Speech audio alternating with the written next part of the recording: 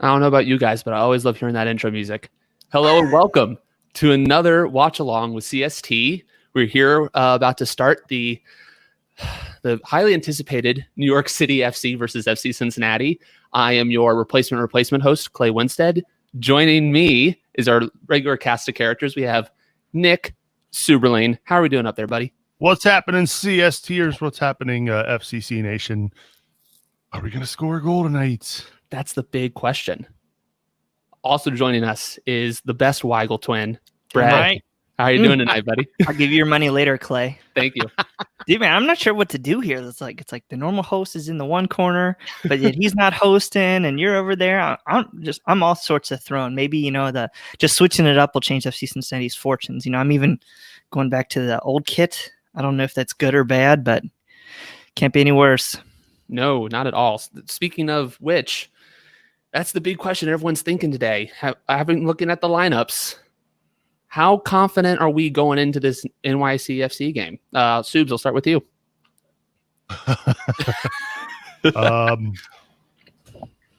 Look, I will try to be and put on my positive goggles here. The lack of depth is concerning. Mm-hmm. And so I'm just hoping that we're competitive tonight, and I'll just leave it at that. Brad, how about you? Yeah, I mean, Sub just mentioned it. The big piece of news that we received yesterday, Adrian Rageton, no longer with the club. That is a big shock to me because I think he was one of our two players who played with pace that could control the ball. Both him and Zhao, honestly, are only two players that are our attacking pieces that actually did something. We've got Lacadia and De Jong who we're still waiting for a lot of promise, but it looks like they still have a lot of rust that they're knocking off there. Medina, it's a different kind of attacking and creative player. So you're now down to that one real piece that can change a match with their pace. That's gone. So I think if you would have asked me a couple days ago, I would have been a little more hopeful. Now, I'm thinking it's going to be a tough road to hoe, but you know what? It's kind of been a thing that we've seen with Coach Jaap Stam's team is that, they have a couple positive matches, a bad match, a couple positive bad match, then a bad match. We count them out, and then boom, they're right back, and they steal a point or win a game. So if that's one thing that FC Cincinnati fans could cling on to, I think that's it right now. I will say this. Go ahead. FCC has one thing going for them tonight. They've had a week off. They haven't played since Saturday. This is the first time since this, I guess, third phase of play that they've had an actual full week between matches. So I would assume that they're going to have fresher legs tonight than City. I believe they played midweek, did they not? No, I think they played last weekend too versus DC 0-0. Right.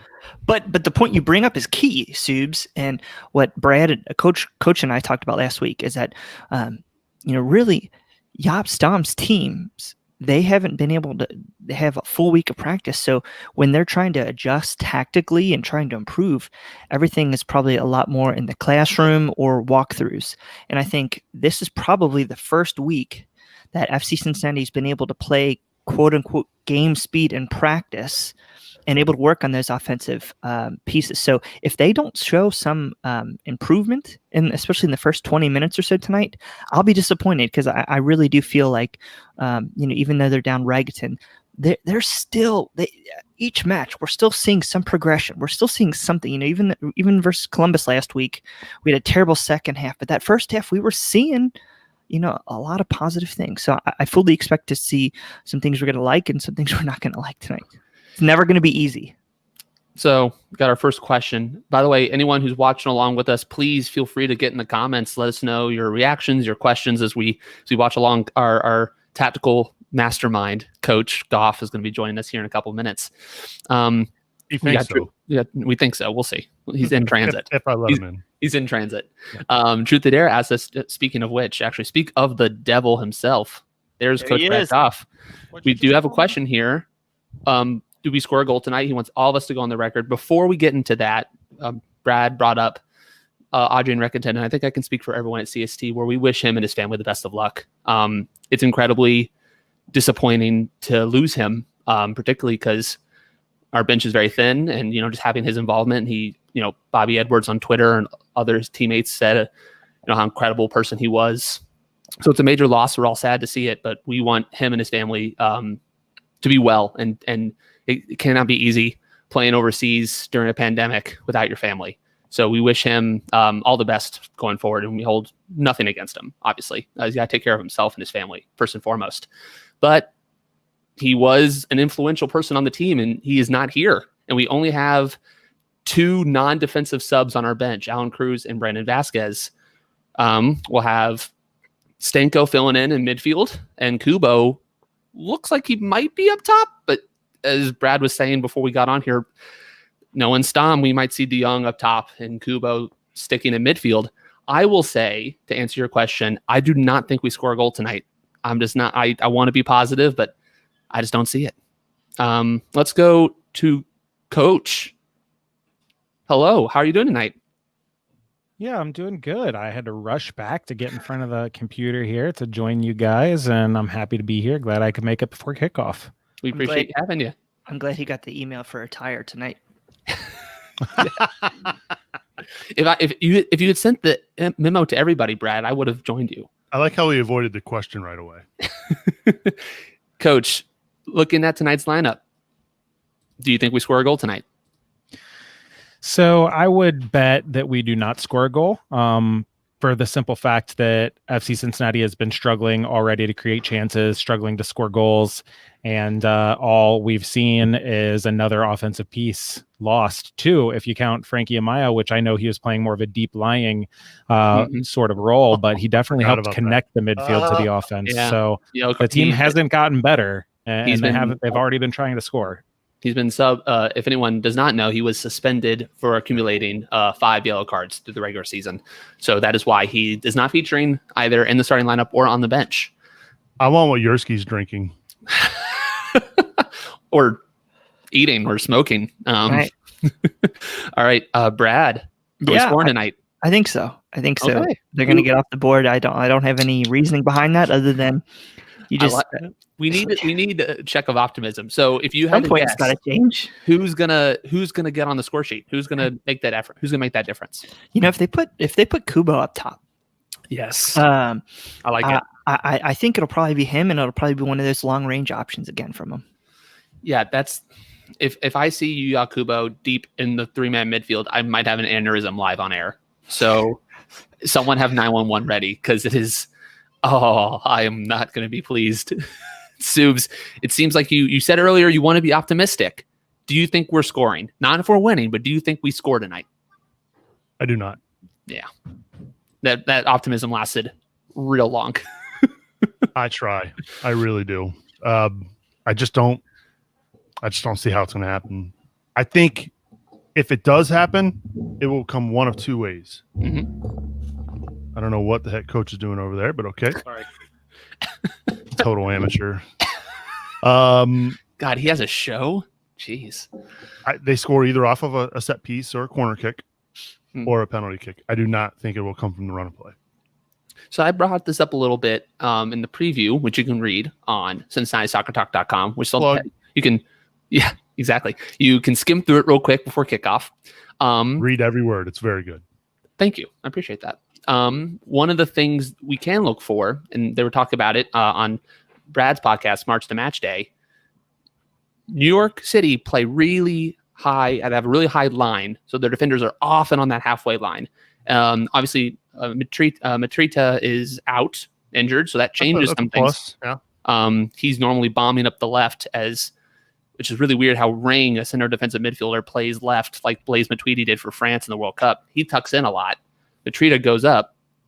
So I don't know if Thorensen, I should never have even have attempted it. I don't know if the replacement left back is a similar style to Matrita, but regardless, I don't think that team dynamic is going to change very much. I think they are going to sit up very high. They love possessing the ball. I think since they got back from Florida, they've dominated possession in every game, even the ones they've drawn and lost. Coach, is that the key?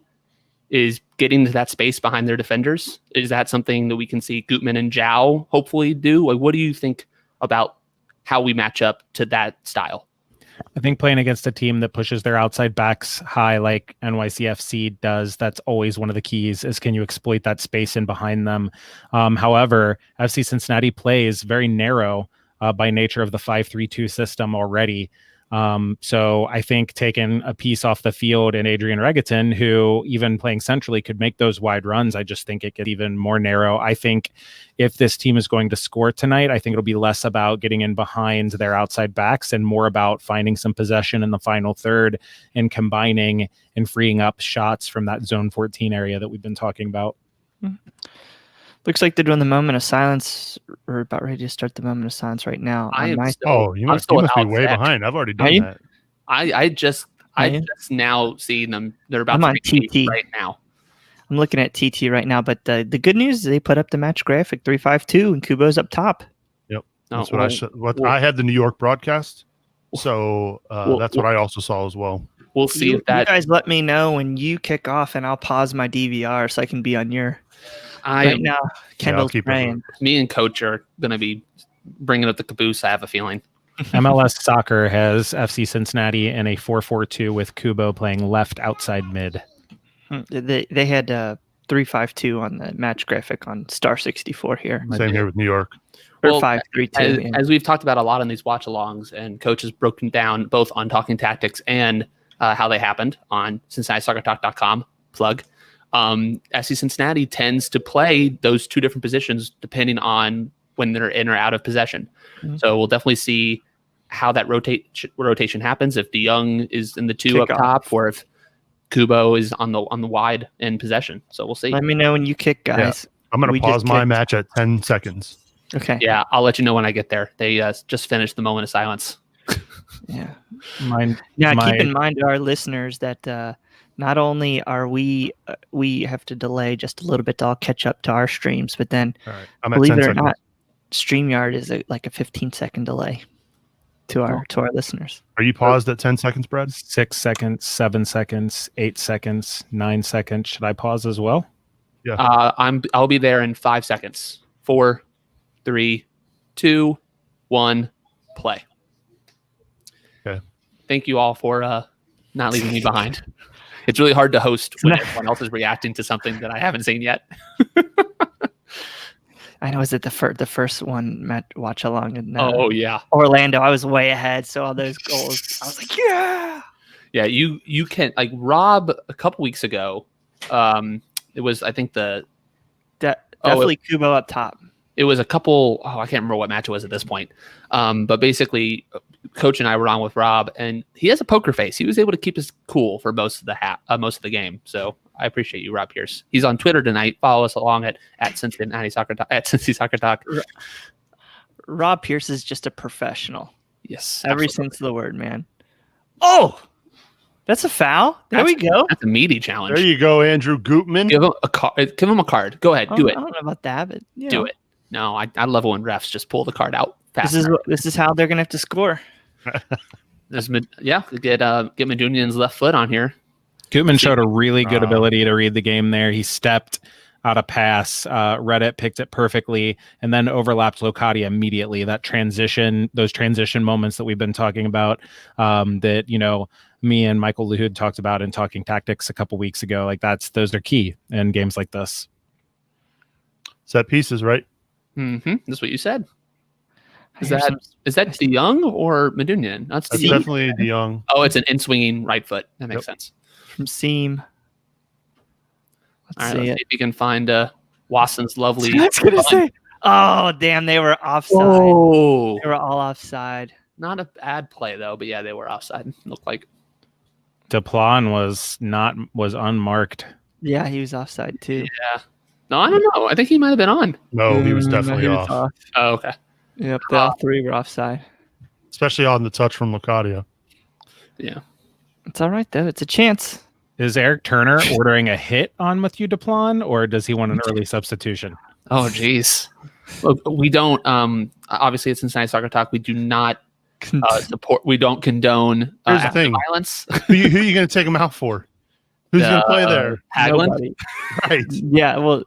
That's literally, we have Haglund, Garza, and Bailey on the bench for defense. We have 2 goalkeepers. Cruz, and Vasquez. What does my guy Vasquez have to do to get some minutes? That's my question. He got some minutes last match. Yeah. Oh my God. I just think we have a whole bunch of second strikers, and then Vasquez has got at least the physical. Oof. I would count Jurgen Locadia as a primary striker. He can certainly play off of another forward, but I think that he is comfortable in a lone striker role. I guess my point is I would like to see Locadia as a second striker, like making runs off shoulders, getting in between the lines. I think part of the problem with that sort of a system is simply FC Cincinnati right now relies on at least one of their two forwards to do a lot of work defensively. And I think that they do not want to take Locadia out of the top of that line there, spearheading that attack.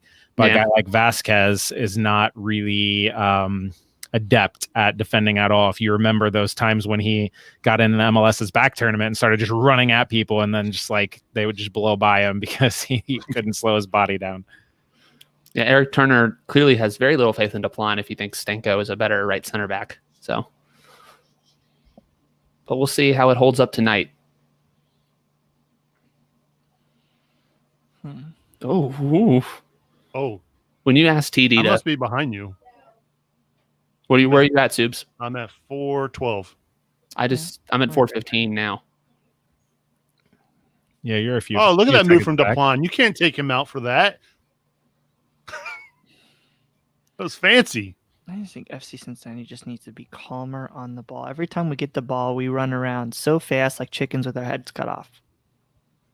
Okay. I know we're trying to run fast and I'm trying to counter, but it's just like, geez.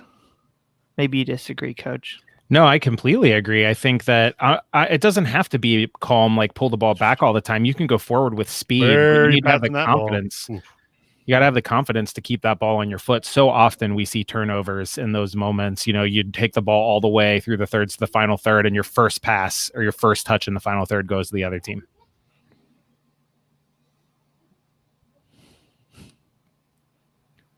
I like so far Kubo up top. I mean, I know we've all said that we were hoping for that anyway, but just even what he's done up there, the pockets of space that he's finding to receive that ball from the midfield is really, I think, is really key. That's why I want him up there. Yeah, Larry's bringing up NYCFC's definitely really strong on this press. Oh, Matthew, come on. Woo! Big save early. What a save. TT. I think he's got it right, Eric. Oof. Yeah, so a rule of thumb for all you young players or coaches out there is never play a square ball, ever, in your defensive third. Never. Always play negative or forward. You cannot play a square ball. They're way too easily intercepted. Mm-hmm. Yeah, that was just asking to be picked off, particularly this press by NYC is blinding. Everyone knows to press FC Cincinnati. The key is, if you're not a pressing team, how long can you keep it up for? Mm-hmm. And NYCFC does usually. So this will be... Come on, Kubo. Oh. There we go. Kept possession. That's how I like to see. Yeah, you go, Zhao. Zhao should have found the switch there. A wide open 3v1 on the left side of the pitch. Yeah.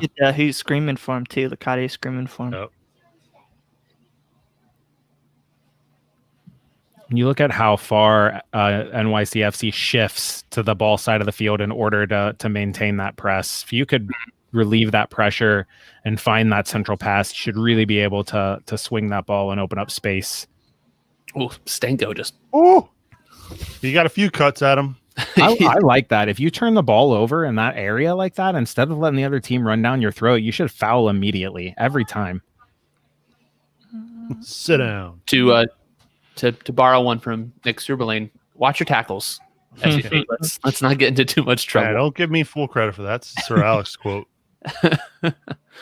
He would tell that to Paul Scholes before he subbed on. I was about to say, he definitely needed to hear it. I don't know. Well, we're 7.5 minutes in, and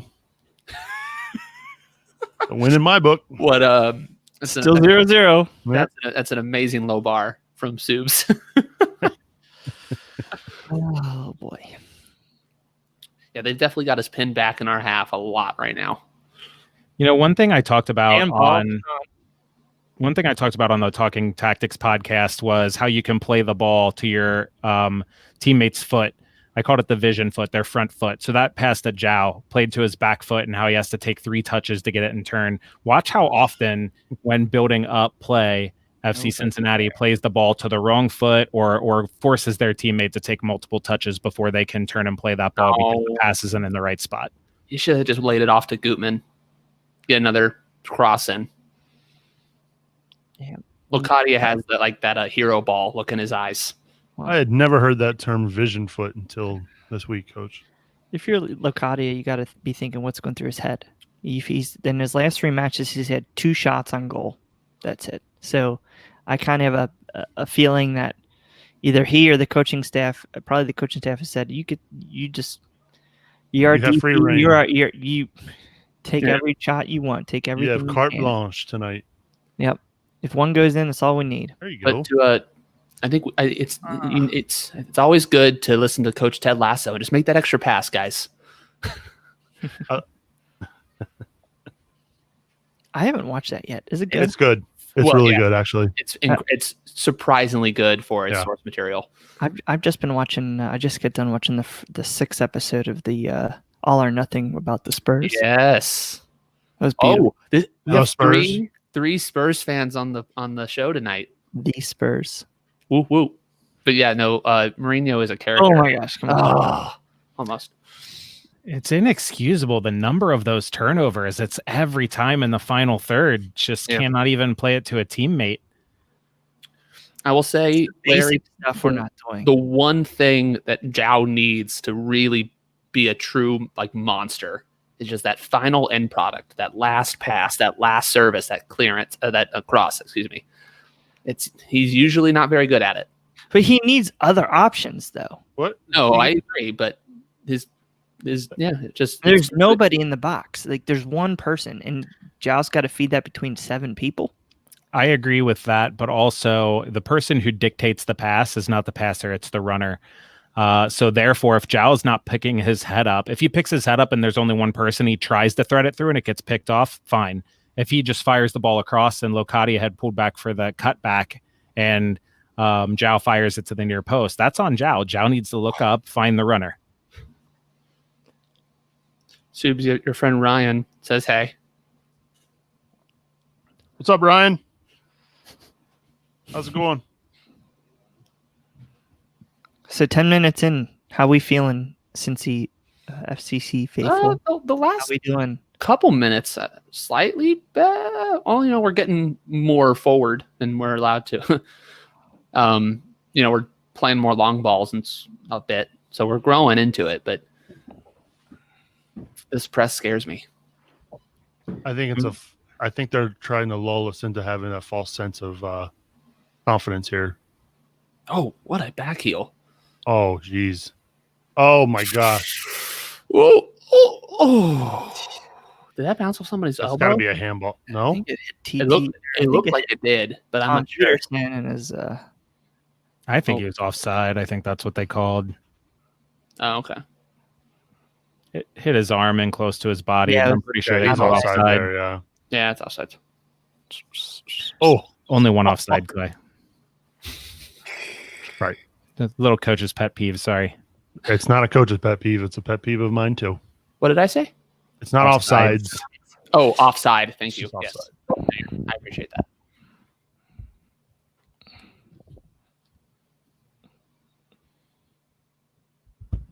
I need to get a boom stand like you guys. I gave mine away. I don't know where it went. How do you lose something like this? It's so. I think I gave it away to somebody. Okay. I'm about to say it's not. I didn't know you had one. My desk up in the office, which I used to use for the show till COVID, it's too thick. So my boom, the latch or whatever, wasn't big enough. Gotcha. And then now down here, I got it on my dining table in the basement. Classic excuse. Yeah. But now I got this little, black little card table. I'm doing this sitting on my couch watching the game, so I could probably use it because I'm sitting like the edge of my couch, and it's just my back is. Are you using the mixer? Burning. No. Not right So now. you use your mixer, then you can use the headsets. That is a lot of work Sure. Yeah. for, I know what for you mean. a little bit. It looks like the again, I'm not going to try to say his name anymore, but the replacement left back who came in from Atrita looks like he is playing just as high. So they are definitely sticking with their system here. Wow. It's pronounced Thorensen, Thorensen, okay. I believe It so. is very strange for, I'm sure, any NYCFC fans who, if they're joining us, welcome. It must be so strange to see the boys in blue and all the NYCFC logo stuff at Red Bull Arena. It's truly just an odd sight. It doesn't feel real. So when you lived in New York, how many games did you go to in Red Bull Arena? I went to one game at Red Bull Arena while I lived there, but I've been to 3 games now. I've been to 2 FCC matches at Red Bull Arena. Were you there for the game, the USL game? No, I was at a wedding for that game. So I was out of town. I wanted to go though. That's Kubo just went into that tackle like it was Alan Cruz on the ball, guys. You see that? Oh, come on, get there. Oh, Did that deflect? yeah, I think it was. He couldn't settle his feet near the end. He kind of lost it, but he got it back. That was a nice tackle, though. Yeah. Right here, he just kind of trips over the ball. Oh no, that was just. No, it wasn't a deflection. But hey, that's and they're not on goal. But Lucati's put in 2 shots. He's got 2 shots tonight. Yes, he does. 1 shot, 1 goal. Cincinnati.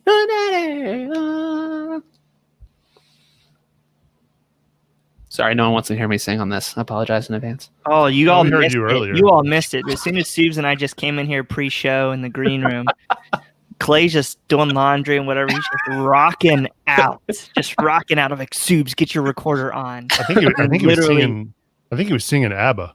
He was doing something. He probably was. And I do love ABBA, but that's not what I was singing. No. He's a dancing queen. Hey, ABBA has some bangers. Hey, you can dance. You can jive. Listen, well, you guys are chatting about that. If you want to join a separate channel, I'll make some comments about the game here. I really want to see the backline test the center backs of NYCFC. They're not showing any respect, and they are pushing way up the field and leaving Rosario there. How? Offside, Hey, you know what though? It's almost like one of those players who makes a shot after the buzzer, and he saw the ball hit the back. He saw the ball hit the back of the net. You know what? Maybe that's a little thing for him. Mm-hmm. And it was a decent play. It just couldn't time the pass right for him to be onside. But nice build up.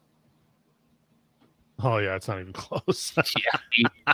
It would have been way worse if he shanked that or put it right at the keeper, though, right? Yeah, like how terrible for your self-esteem. Hit the back of the net. Woo! We don't know. How terrible would it be for your self-esteem if 1-on-1 in the goalkeeper on an open net and you still shank it? So there you go. Exactly, Larry. Confidence growing. I think Brad was absolutely right. Seeing it hit the back of the net could be really beneficial for him tonight. See right here, NYCFC has all their players pushed up to the midline and 1 ball over the top. Just put them in a foot race against Locadia and see if they can beat him one time. Thing is, we need like Medunian to hit that ball because it's not going to be Stenko. I will say, Wasson and Duplan have been able to put in a couple decent long balls. They're not as bad as their reputation might seem. At least the stats say. Oh! That's the kind of thing I'm talking about. Man. But Pedersen trying to thread the needle. He almost did it. And the more you hit that, even if the back line picks it off most of the time, if they see you're trying that, then they get a little softer in midfield, and it allows Locadia then to check back, Locadia or Kubo to check back and get the ball. TT should have been screaming for that ball. It might have been hard to twist and pass the ball back. You don't want to make a mistake. Well, no, just nobody was near Wasson. That was close. No, just. Oh, I thought it was a close handball. Excuse me. I think Maxi Morales wants the ball. What do you think? Yeah, looking at his body language, Coach. What do you think he was looking for there? Are you guys? think he was I'm wondering. Are you complaining guys about getting the the same video feed I am, with just Tommy and Kevin talking over it? I think so.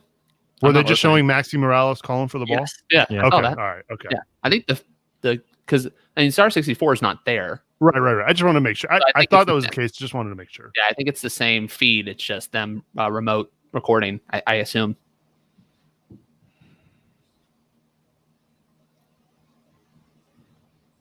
All right, let's see how we do. Because as we reoccurring issue for FC Cincinnati is not the defense on a corner; it's the after. Ooh, but luckily didn't have to worry about that time. He just ripped a shot from 40 yards. Wow.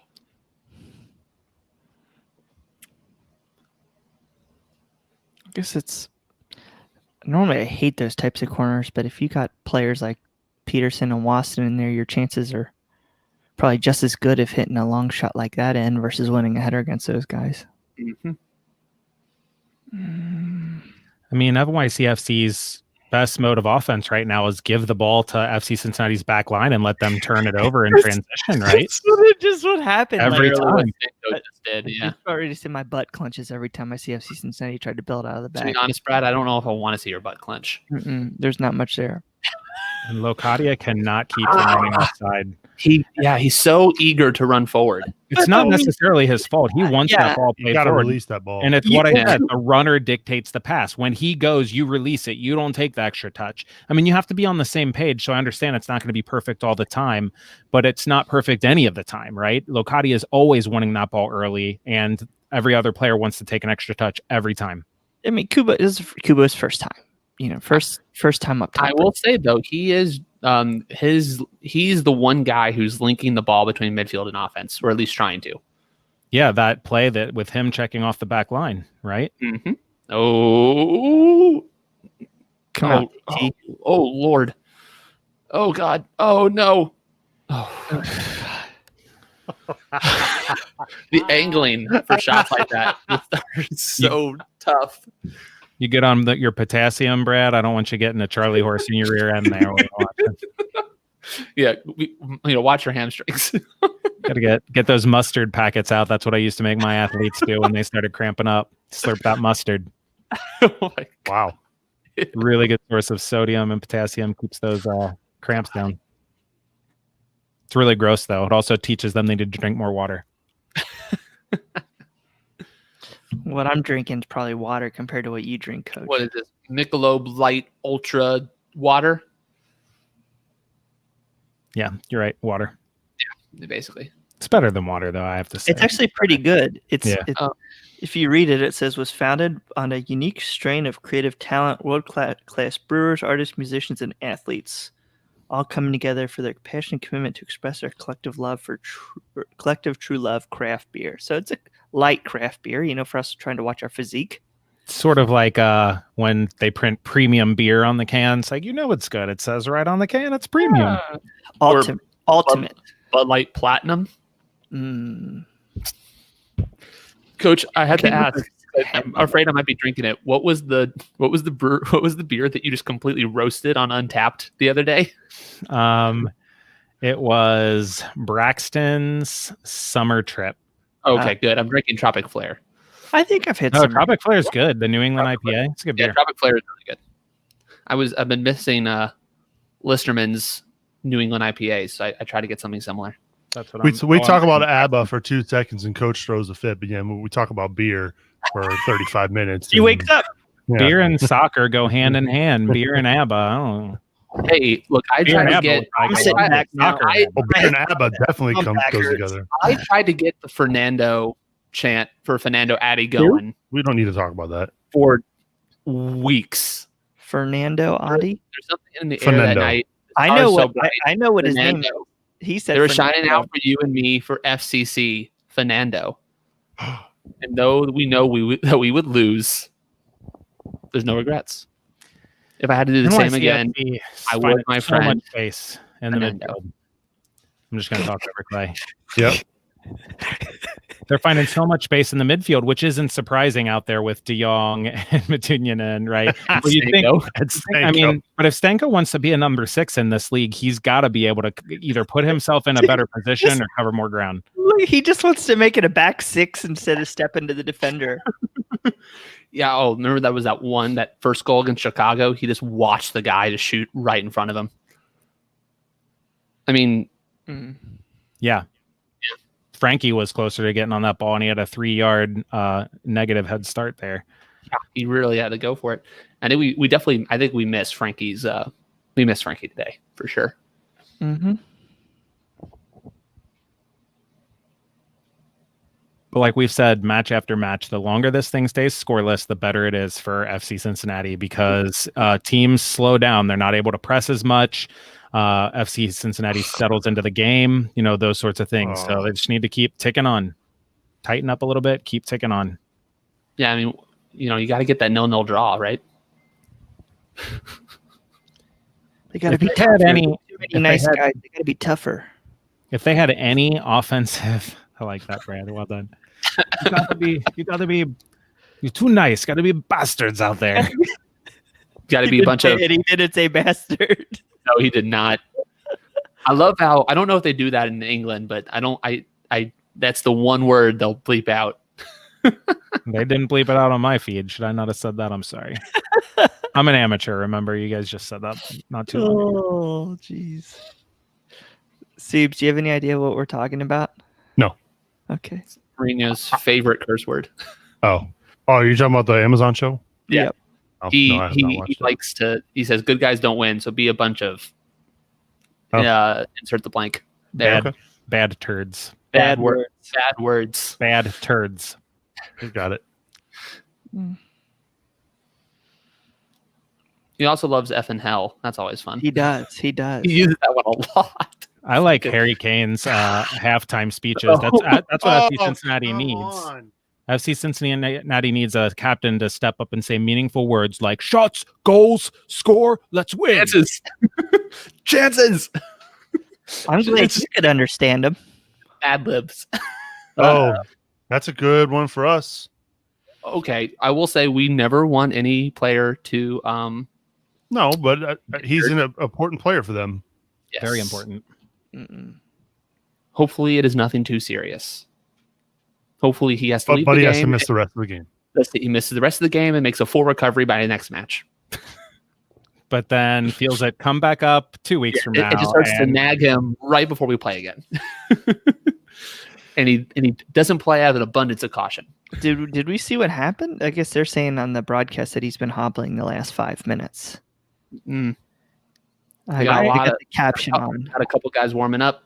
Some taking off their training gear. I really want to know if Gerard and Yap and company have any sort of plans left in the transfer window, because the lack of attacking options on this team, even when everybody's healthy, 2 of the 3 players that are out hurt are defensive players. And then Frankie, he's not an attacking option. Like you could say he's important to the offense, but this team needs attacking options to be able to start or come off the bench. I will say one of the, obviously we benefit a lot from Gerard's European connections, but the one thing about going to the international market for transfers is we're probably not going to get Barreal by the next 3 matches. By the time he makes it, processes his visa and quarantines, we're not going to have him for the next 3 matches. Well, we won't have to worry about somebody getting a green card now either. Nope. So that will open up another one. And Gerard loves international transfer.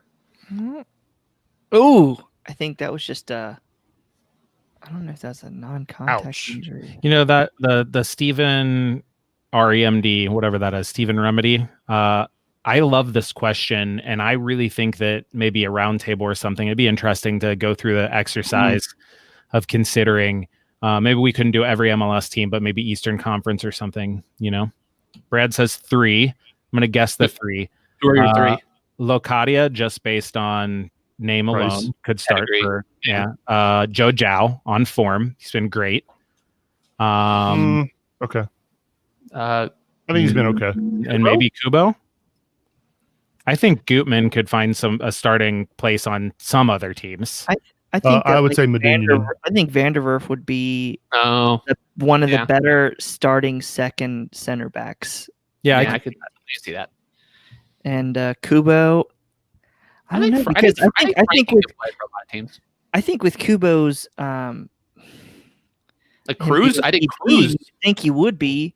He is, but I think that a lot of people in his position in this league are also DPs. So I think a healthy Alan Cruz could start for most MLS teams. I still think he's our best player. Yeah, I think that's a good shout. I was thinking, I guess, more along the starters tonight is what I was thinking. Oh, that's right. When you think of FC Cincinnati players in general, sure. Yeah, Maxi does not look good. Well, like I think Coach and we were talking about it last week versus the crew. I think FC Cincinnati, you would have 2 starters. Or like if you did like best 11 between the two. Yeah, like the best 11, I think you'd have Vanderwerf for Williams and then Jow. Maybe. Yeah, I guess What are we doing? Over Diaz, maybe. Why are we giving them the ball? Injury. Injury.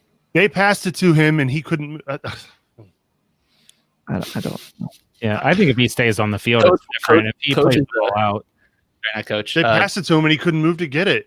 Look. Ooh. Oh, that's not good. Yep. That's bad. Yeah, look, There you go, Stanko. Show him you're mean. Stanko's a Mourinho type of player. You can tell.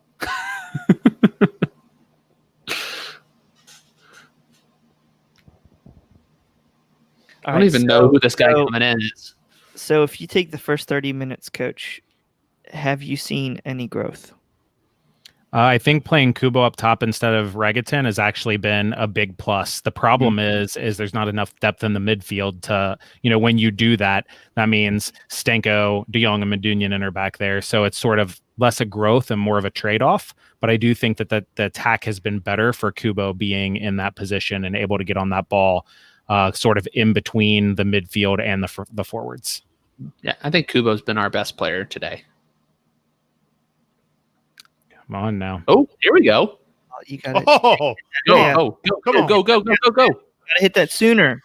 You got to hit. He had to have hit that like 15 or 20 yards before he did. Jeez, that was rough. It was How so many 2-on-1 promising. are you ever going to get? You have to make that count. Yeah. T. Arnold says Locadia is slow. Air Force. Ooh, I find the Air Force to be quite quick, actually. G4 speeds, no. I'm going Top to done. that. I think Locadia's got to hold his run there because he doesn't want to get caught offside. I think anytime you're running in a straight line up the field in any sort of attack, you're doing things wrong. That ball is so hard to find with any sort of pass if you're running in a straight line. I think Locadia would have done better to check his run back and actually ask for the ball at his feet instead of continue to run forward or drift away and make more of a diagonal run to the back post for Kubo and give Kubo the room to hit that diagonal ball in behind. He can run into it.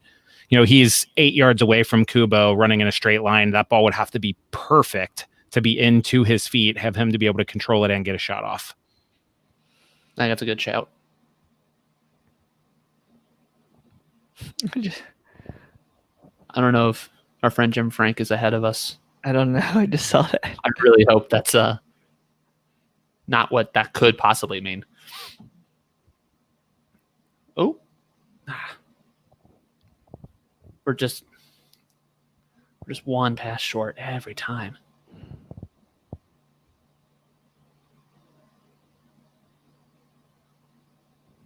All right, there you go, Watson. Oh, you got to just pass that ball. Wow. One thing that I think that FC Cincinnati does really poorly, and there are a few things, but this is one thing. When a ball goes into a player, How long are you going to be talking? I'm just kidding. when a ball goes into a player that has his back to goal, so like Kubo did there, I'm not talking about in the attacking third, it could be middle third at the midline. When it goes into a forward or a midfielder whose back is to the direction he wants to go, you have to move underneath him so that he can see where he's passing and he can release that ball quicker. That ball went into Kubo. Kubo needs to be able to 1 or 2 touch pass that out without turning. Yet often we see, players just kind of stand or run over to the side, and it's so hard to connect that pass. Did something happen in the Locadia when I was upstairs? No. Oh, okay. I guess someone was saying that they think Locadia should be benched, which is apparently Vasquez is really terrible if he's not getting any minutes. So I guess Locadia is probably our best bet.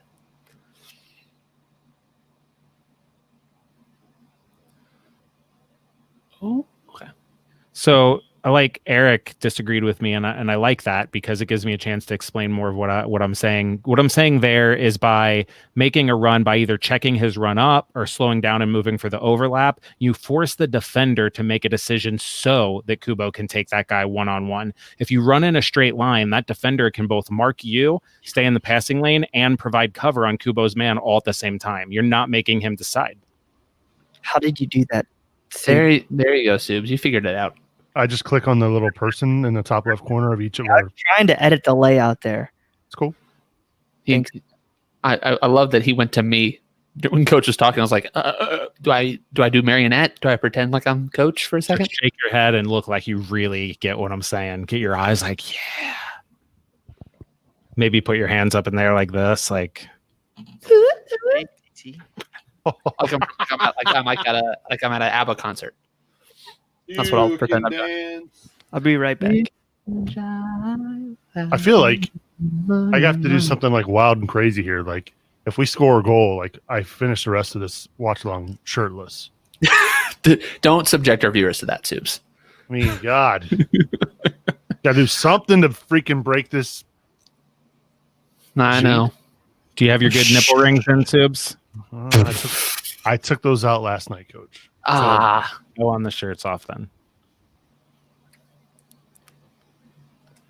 How many of those is DePlon going to get tonight? That's a good question. Looks like the rep is about to tell me he's not getting any more. Here we go. If we score, Subs will get the scorer's face tattooed on his butt. How about that? I will not. No, I will not. No? No. I think it's a great idea. Did he get carded or it was just a warning? Just a warning. It's probably his last warning. A little late. Probably should have had one of the last two of them. Yeah, Gutman's been really good, I think, pretty much all day today. And yes, the track back, and I've been even more impressed. Like hustling to track back, that should be what every player does every time, which I know we don't see that. Particularly if you're a left-sided defender. Right, but his ability to read the game has been excellent. Yes, I agree. So if you put the plot on the left side, it doesn't get better. Or was that the seam? It looked like maybe it was. That was Sim. That was De Jong, yeah. But like one's blonde and one's brunette. What do you Sorry. What are you on? Clay, it's been a long day. All Europeans look the same to him. Basically, Subs just called Netherlands and France the same country. I think is what just happened there. Wow. I'm a little disappointed. Coach, I know you were there with me on some of these. We don't have nearly as much of an international audience as we had for some of our other watch-alongs. Somebody in here earlier was saying they were from London. Oh, well, cheers. Thanks for joining us. Where's Pietro? Where's our Brazilian friend? I know. Where's our Brazilian stats man? Where's our Nicki Minaj fan, Coach? That's what I want to know. We had this Brad was in our Slack. Week.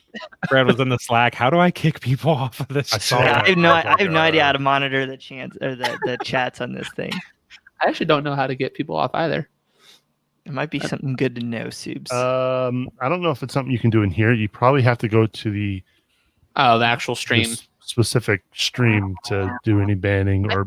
I think one watch along we actually it was Brian or somebody was able to remove someone from the chat or block them. I did on a live show, but not like this. Oh yeah, I might have been it too. I don't know if I was there for that though. I forgot Sim De Young was on the field. That is, I that's an unfortunate statement. legit forgot he was there. Legit. I thought I've been playing with Stu 10 thinks Sim is Matthew Duplan. Brad doesn't even know he was there. God, Sim DeYoung really needs to. He can't catch a break tonight. Did you guys talk about, is there a team with lesser pace in Major League Soccer than FCC already or not? Because It's not true. So true. I think Koopman and Zhao make up for a lot. No. I think the starting lineup today, back to front, is exceedingly slow. I don't think it's always the case. Before, a lot of people have been ragging on FC Cincinnati speed for a long time, and before I was thinking with Zhao and Gutman, and I think he was off. Let's hope. Oh my God, that's some good defending right there. Eric Turner says he was off, but I didn't see the flag go up. I didn't even react while I was talking because I assumed he was off. I was waiting for the whistle.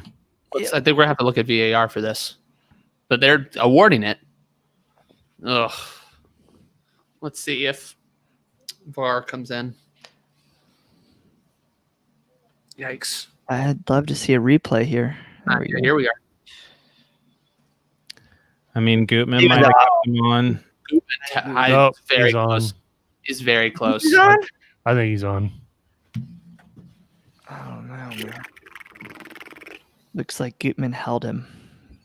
Yikes! Shoot. All right. And what time was it? Or this like right before halftime? Very 2000. Minute. Yeah, Gutman held him on. Yeah. All right. Yep. Well, it's hard to see when the ball was hit. Yeah. I mean, we don't get like in some other leagues where there's very good, very objective sideline angles, so you can really tell. Well, we've gone down a goal. Let's see how we react. It's troubling to see how much space there was in that back line for Gutman to hold him on like that. It was like parting of the Red Sea there. I don't think the response is going well, as they've already taken the ball from us and have it in our own half. It's a pretty quick return to possession. So we are all kind of like this right now. How are the players? What are the players going to do? That's the one thing that is that's a persistent. great stat that the Yes Network just brought up. New York City is 4-0 this year when scoring first. FC Cincinnati is 0-5. I wonder what that stat is back to 2019, because that is the one thing that is consistent with this team across coaches, across personnel. It's our mentality gets shaken when we go down a goal, and it tends to only get worse. Yeah, you can tell this is definitely the NYC feed. Yeah. Got the Zoom. Yeah, Star 64 had the same Zoom call and everything. Nice. Oh, FC Cincinnati's 0-5 when the other team scores first. Gotcha. Well, we've had 6 losses. No, this would be we have 5 losses. We're currently 2-5-3. You're right. I'm looking at FOT Mob, and they just automatically give you. So every time we've given up a goal first, this loss would drop FC Cincinnati into. Could be close to the wood. Do you want to know something fun? If we lose tonight, going 2-6-3, guess what Alan Koch's record was before he got fired? 2-6-3. 2-7-2. Well, 2 of those losses were not Stom's, so that's not Stom's record. Oh, thank you. You're right. No, Stom's record would be at that point 2-4-3. So never mind. Sorry for the fun fact. Wasn't so fun as an inaccurate. Thank you, Coach, for checking me there. You're welcome. So we need to be challenged. Now I can understand why Chris Armas was fired. Why? They lost to us by 2 goals. I don't know if you planned to set him up like that, but that was excellent timing. That was great. How he didn't get fired right after the tournament is beyond me. Yeah, I mean, they went from so Chris Armas took over halfway through that season, or Jesse Marsh left, got them to the Supporter Shield, Yeah. And that was kind of it for them. They haven't. Last season wasn't that great either. I just want to see just somewhat of a response here, right? Like, Mhm.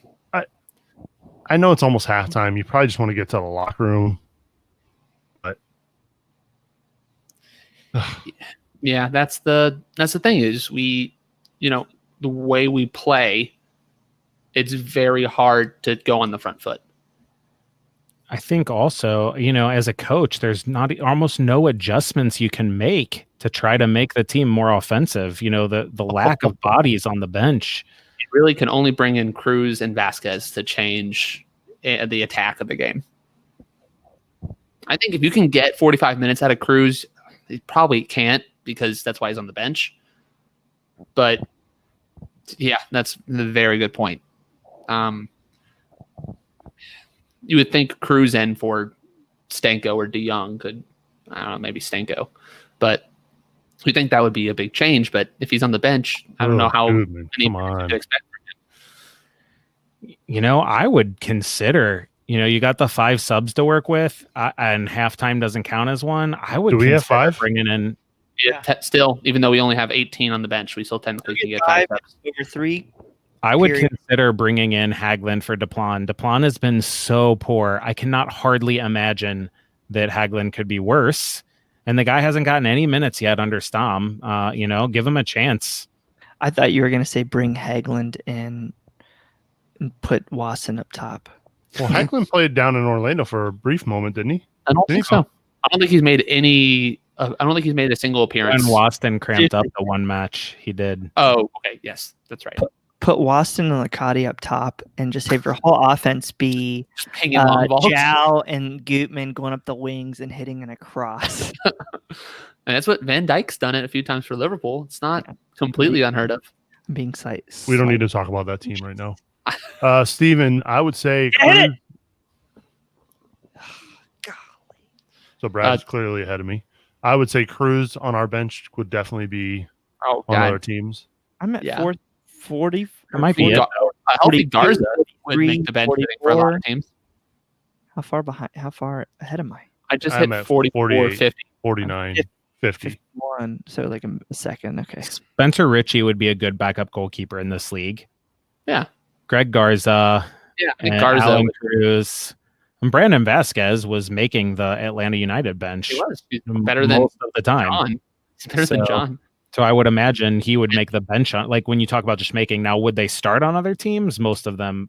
I will tell you this right now. I bet you whoever's interim head coach for Atlanta probably wishes Vander Vasquez was on the team now with Joseph Martinez out. But they got Kubo Torres. Yeah. I play Kubo Torres ahead of Vasquez. Oh, awesome set piece. Ugh. Yeah, ET, I was thinking about this. I feel like every time we hit on a set piece, it's always like there's those floaters instead of just the one time we hit something with pace was the one where I don't know if it was a deflection. It was the one where like Vanderwerf and the defender kind of came together and forced that tough save. I just wish we would hit some of these set pieces with some pace, some attitude. Make some of the defenders from NYCFC and Sean Johnson think a little bit. I mean, Sean Johnson is mistake prone. Yeah, he is. We just hit the ball at him with pace, and gosh darn it, it's probably going to fall at Lacadia's feet for him to put it in a goal. I have to say, and Coach, you can tell me if this seems unfair. It doesn't look like the team practices set pieces that much. I mean, it's hard to like, say. Oh, Harris is fine. So yeah, like, certainly they're not doing anything that looks, like it's been trained in terms of like certain runs. It seems a really free flowing, pick up yard basketball out there. Everybody's just kind of running where they think they want to go is what it seems like. So, because I notice all the time. I don't mean to always compare to the Premier League, so I do apologize. But teams that aren't as offensively proficient, someone like a Southampton or a Burnley, these teams seem like they practice set pieces. Their corners and their free kicks are really well planned. That's often how they score. It just feels like with FCC, with the way our offense has been going, if you get a chance at a set piece, it means so much more to a team like FC Cincinnati than it would to an NYCFC. I said it on Talking Tactics a few weeks ago. I gave 3 coaching points that they should be working on training in order to score, and set pieces was one of them. I agree 100%. You need to be creative with your set pieces if you're only going to create a handful of opportunities per match. Of the 4 or 5 half chances that FC Cincinnati get, 3 or 4 are going to be offset pieces. Mm-hmm. It's going poorly when I'm cracking open the second beer before halftime. I don't think it's been too bad. I think that the midfield has looked shambolic, but we sort of expected that.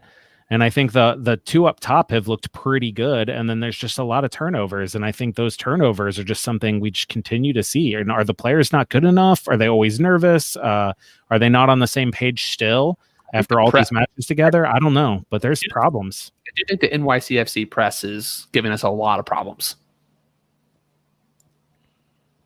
But I don't know. I feel like we get that a lot. So, all right, we have made it to halftime. I know a few of most of our viewers are probably a minute or 2 ahead of us.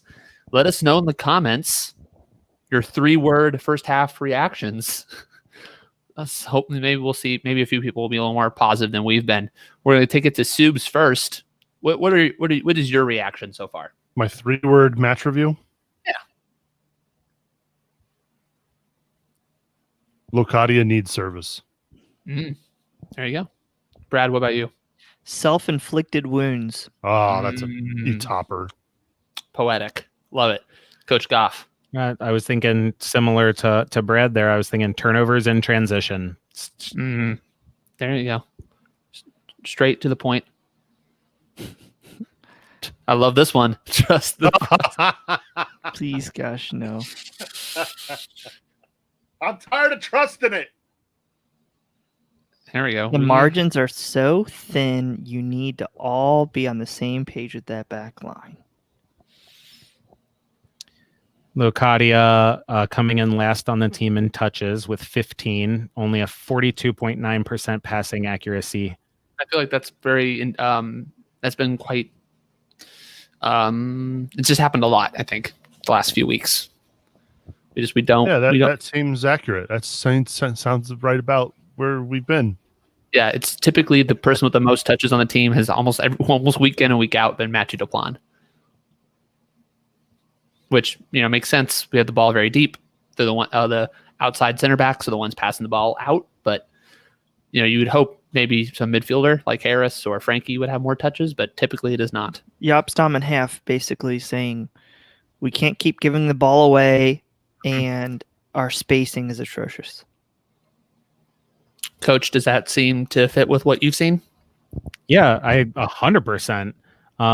Too much space defensively and too little space offensively. I talked about the Hoberman sphere on my last podcast, which my wife informed me nobody knows what that is. I have no idea what that is. Please but explain it for us. I said go Google it. It's the thing you used to see at the mall in the little science toy store, where it's like the ball that looks about that big, made up of look like connects. Oh, and then it expands. expands. A piece of it and go like that. And you can see, right? There you go. It's like no one knows what the name of that is. It's a Hoberman sphere. Anyway, I know it because I used to bring one. I carried it around, and that's how I'd illustrate with my team. I would say, look, defensively, you do this. Offensively, you do this. And I'd pull it apart. And that's the whole point. Your space gets big. Doesn't Michael have one of those on The Office? I have no idea. I think he does. He should. Everybody should have a Hoberman sphere. Whenever we need to explain offensive, defensive spacing. 100%. It's a great. It's a very good visual representation. Yeah. Yeah, and I think that the spacing, it's the same. It's what I was talking about with that Locadia run when people were saying Kubo should have played it earlier, and I was saying the spacing's not good there. Sure, Kubo should have played it earlier. Eric Turner had said Kubo needs to take his guy on, make them commit, and lay it off. Sure, that's textbook, but Locadia was running in a straight line 8 yards away from Kubo. There was two players that could defend both the FC Cincinnati guys easy because they were so close together, and that's a little bit on Locadia. Kubo's dribbling. I guess he could have cut the ball inside or something, but you have to do something more than run in straight lines offensively. Going to remind everyone here, since Subs is so nice to put up the graphic, he's the graphics man. if you like what you're watching tonight, if you listen to our podcast, please like and subscribe them and give us a rating on Apple Podcasts. But definitely, if you can support CST, we love it. You can go to CincinnatiSoccerTalk.com/support. It's what paid for this lovely microphone I've got, this lovely HD camera, because I have Apple products and their webcams are the worst part of their product. So, I got this lovely camera so I can look as pretty as I do tonight. It supports all the stuff that we do. We have amazing supporters. Suze might be able to pull up their names here at some point. They're incredible. We love them dearly. And yeah, if you have anything you can to help us out, we definitely appreciate it. Like I said, CincinnatiSoccerTalk.com/support. Join the Growler Cup, $5 a month. You get to play every week. Absolutely. I had 2-0. So that's what I had 2-0 for NYCFC as well. Yeah, I had 2-1. Oh, that's very optimistic. Oh, you know what? I'm going to recheck that. Make sure that's actually what I had. Said, no, listen to this. Brian's halftime tweet. Now you all impressed with the job DeMay did last season? ... Look at that. We appreciate you at Saucy Neck for muting. We appreciate the support. It's we love doing this, and if it enhances your enjoyment of the game, then it's all worth it for sure. Yep, I confirmed. I went 2-0. We really need our reinforcements to get here. That couldn't be more. I would love to have Makoto and Barreal on the bench tonight. Just some other bodies besides 2 goalkeepers, 3 defenders. I would much rather have the center back that Gerard said they were going to get when he was on the show Monday. That's what we need right now. I'm curious where he's looking for that. Guess what? He's probably looking in. Is it Payco Joe? Is that how you say it? The guy on is it on Twitter? Yeah, I don't know. PYCHO. How do you say that? Give us I don't know. Maybe it's supposed to be Psycho. Well, we will have the Foot Golf Classic next year, just with everything, with all of our amazing benefactors, and they were hit. Some of them were hit the hardest. Paycho. Just with the unpredictability over everything. Paycho Joe. It will return next year. Coach, I think this is an excellent. Is he gone? All right. I love it. We're going to see Barriel playing in a 5-3-2 right back. He's a center back, isn't he? Barriel? That was a joke. It's a joke. Yes. I would say that is probably a move that would see us go back to a 4-3-3, in my personal opinion. He's a wide forward and probably should stay as such. So I guess, and ideally, if he's ready to start, which is we don't know yet because he's still so young, he's still so green in a lot of ways. Just a lot of talent, though. You could see a potential front three of him, Locadia, and Kubo, I think. Or who knows? Maybe Kubo still drops in the midfield, and then you have Zhao really up top, like he's used to. How many players short are we from being top half of the league? That is an excellent question. What do you think, Brad? You seem to have an opinion. I'm probably gonna say like the top half, probably about 3. But like actually talking about like winning the league, probably like 6 or 7 at least. I don't want to get our hopes up too high, guys. We're only 1 point away from a playoff spot. Stop. Just stop. Let's think about it. Like, our international players need to have more impact. Van der Werf and Tom Peterson, we're not getting enough out of them. Luckily, DePlon got a green card. I would say Locadia, Kubo, and De Jong are the ones that I want to see more from. Our difference makers aren't either one getting on the field or 2 not doing a thing. So that's my problem. We are still on the bottom half of talent in this league, which is interesting. They spent a lot more money on top end of offensive talent. One player. No, Kubo, De Jong. I wouldn't say Kubo's any more. I wouldn't say. I would say Kubo would probably be the 3rd or a TAM player on a lot of high level MLS teams. But for us, we have spent decent money in salaries and potentially transfer fees on these offensive players, and we're not getting the offense that we need. I agree. We're not getting the offense that we need. But Saucy it's Nick, not. that would be I don't know. Yuya Kubo against the New York Red Bulls in the MLS's back group stage tournament. We did score 2 goals that game. If you want to, but it was whoa. a set piece. We scored 1 goal. Yes. The team was afforded 2 goals because the second goal was an own goal off a corner kick.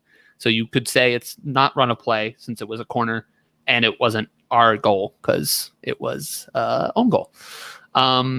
Coach, we wanted to bring this question to you before you took a break. It was excellent timing on my part because you left as soon as I asked you. With Barreal coming in soon, do you see him playing in a 5-3-2? Now, I was thinking a lot about this because I've scouted Barreal a fair amount at this point as I continue to look and see what I think his strengths and weaknesses are. And he plays so well coming from a wide position. I mean, he is a true winger. Now, can he play through the middle? I literally cannot find any film of him doing it with any regularity. He might pop up in the middle from the wing occasionally. But I think it's going to be a lot of what we saw out of Regaton. A guy who you can tell is suited to play on the wing and to run at defenders from a wide position, trying to play in the middle of the field and receive the ball back to goal. Can he do it? I guess we'll find out. But the only place I could possibly see him playing is in one of those 2 forward positions. My cousin Vince get me in trouble today on Twitter. Honestly, I haven't seen any positives today from Sim DeYoung. Today or all year? No, he was saying right now. Eric Turner also said we need a playmaker desperately. The problem is we brought in Sim DeYoung to be a playmaker, and we're not seeing it. I think Kubo also, from today at least, Kubo has been our playmaker. He's the one who's set up any kind of chances. Zhao has on occasion provided some chances on the wing, but you bring in Sim DeYoung to be your 10, and it's just not materializing.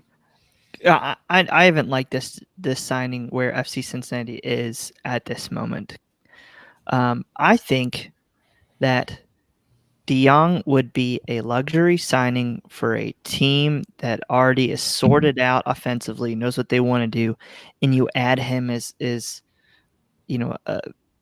15-game starter and your first guy off the bench to create stuff.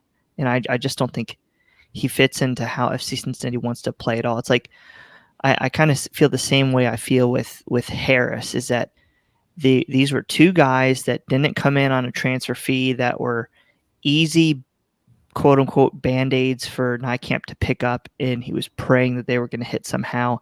And honestly, they just don't fit how FC Cincinnati is trying to play. Soups, do we know if DeYoung is on a multi-year contract? I know Harris is here for the year. Do we know if DeYoung has had signed a longer-term deal? We can find out. In the meantime, I do want to bring a question up to the Brads. I know a lot of fans will say, and rightly, I think that the argument is valid, that we're still sort of dismantling the Koch Birding roster build from last offseason. But a lot of the guys who are starting tonight are signings that Gerard Nijkamp has made. When do we start asking the question if, is Gerard making the right moves? I think we can start asking that question right now. I don't think that we'll have a definitive answer until Gerard has had maybe 4 transfer windows in total. Because of the poor state that the roster was in, he had limited international spots and limited budget right off the bat, limited senior roster spots. So, I mean, he having to try to dismantle one squad and build another at the same time, even if most of his guys are starting at this point, I think that it's just a tough situation for anybody to walk in, any general manager. Yeah, but it's definitely a tough situation for him. And I think when you're in a spot like he was, where he had to stop, he had to plug the hole in the sinking ship. I think he's done that for the most part. So now it's yet to see how quickly he can move on to long-term pieces. I think Barreal is a long-term play. I think Coach is a long-term play. Lacadia, Kubo, they're all long-term plays. But at some point, he's going to have to get a handle on the domestic market. Mm-hmm. And that's my big worry right now. Because I don't. I think FC Cincinnati's got a lot of their international spots locked up. We don't have much in the way of domestic contributions right now. And if FC Cincinnati is going to get pieces on the domestic side, I don't see him being able to trade a lot of allocation money for them in the next couple of years. So that's my one big worry is how bad that the initial roster build hurt us, on the domestic front, and what's it going to take to pick up those domestic pieces? Because in this league with the roster rules, you are going to need these players to help, get you to succeed. You need some dirty players like a Beckerman. That's where they need to be on the lookout. And unfortunately, I don't think our academy's going to be producing talent in the next couple of years anytime soon. I think that's spot on. I'm not advocating to, start the night camp out hashtag or anything. I do think with a lot of contracts expiring at the end of 2020, there's a great chance for him to really kind of put his actual stamp on a rebuild. Do we know whose contracts are expiring? Because I'm not even sure I know whose are expiring. There's a lot of different reports of who, like Waston might be ending this year, but he might have signed an extension, but we can't confirm that he signed an extension. So that's just one in particular. Yeah, I know the game's kicking back off here, but before we start, they're showing the new stadium and it looks awesome. But I cannot overstate how much it hurts a team like FC Cincinnati to not play in front of fans. Those fans give you that extra gear to go to when you're up to put the game away or when you're down to claw back into that. They don't have that this year. You saw FC Cincinnati pick points like, saw at Portland, you saw in the last 5 matches of the year. So I think it's a real thing. The one thing I'll say in response is every other team we're playing has the exact same problem. That's not true. No, no one's playing it. We're all NYCFC isn't it? You're not getting the point on a team that is down on talent, comparatively speaking, that has holes that can help. 12th man, FC Cincinnati fans love to hype us up as one of the best atmospheres in the league, and I agree with them. But we're not alone. Portland has one of the best atmospheres, and they're not playing with their fans either. I think we can't use that as an excuse, is my point. Yes, you can. You 100% can. The other team doesn't have their fans either. Listen, guys, I watched Trolls World Tour last night, and it was all about Queen Poppy learning she's got to listen. So, Clay, what Brad is saying, I'm going to mediate here, is not that everybody's not dealing with the same lack of fans, but that teams that are at a talent deficit, like FC Cincinnati is, those fans can disproportionately help them. And that's why we see so many upsets at home in MLS. I know I heard what he said. I still disagree. We know. So no changes at halftime, guys. I'm shocked that Stom didn't. I think he's off. I think he was so off. surprising to me. I think he's on, Brad. No. Ooh, that's a penalty. Oh, no. He got the ball. Offside. Yeah, they called offside. Yeah, there's just a late flag. What? They were he was letting the play out in case he needed to go to VAR on a goal scored. Yeah, that's they're not even going to show us the right replay. But wouldn't you raise the flag? What is he yelling for? He went through him. No, if you raise the flag, the play stops, and if the sideline ref was wrong and he was onside, then you've ended any chance for the play to continue. The VAR instruction there is to if you are not sure, let the play go to completion. And then if you think it was off, whether a goal scored, foul, whatever happens from there, once the play has been completed, you say, I think that was off. Gotcha. That way the ref calls off. And if it goes to VAR, VAR has to prove that he was on as opposed to the opposite. Gotcha. Thank you. Oh, come on now. Seemed Young is on the field. Oh! Shot on target. That's the spill we were talking about. Shot on target. Yep, that's exactly what I was talking about. Hit it and make Sean Johnson screw up. Kubo was just on the wrong side of that defender. Almost could get that just so close to getting that rebound. Well, there we go. There we go. We have a positive that Sim DeYoung has brought tonight. He has a shot on target. Thank you, Ed Bearcat.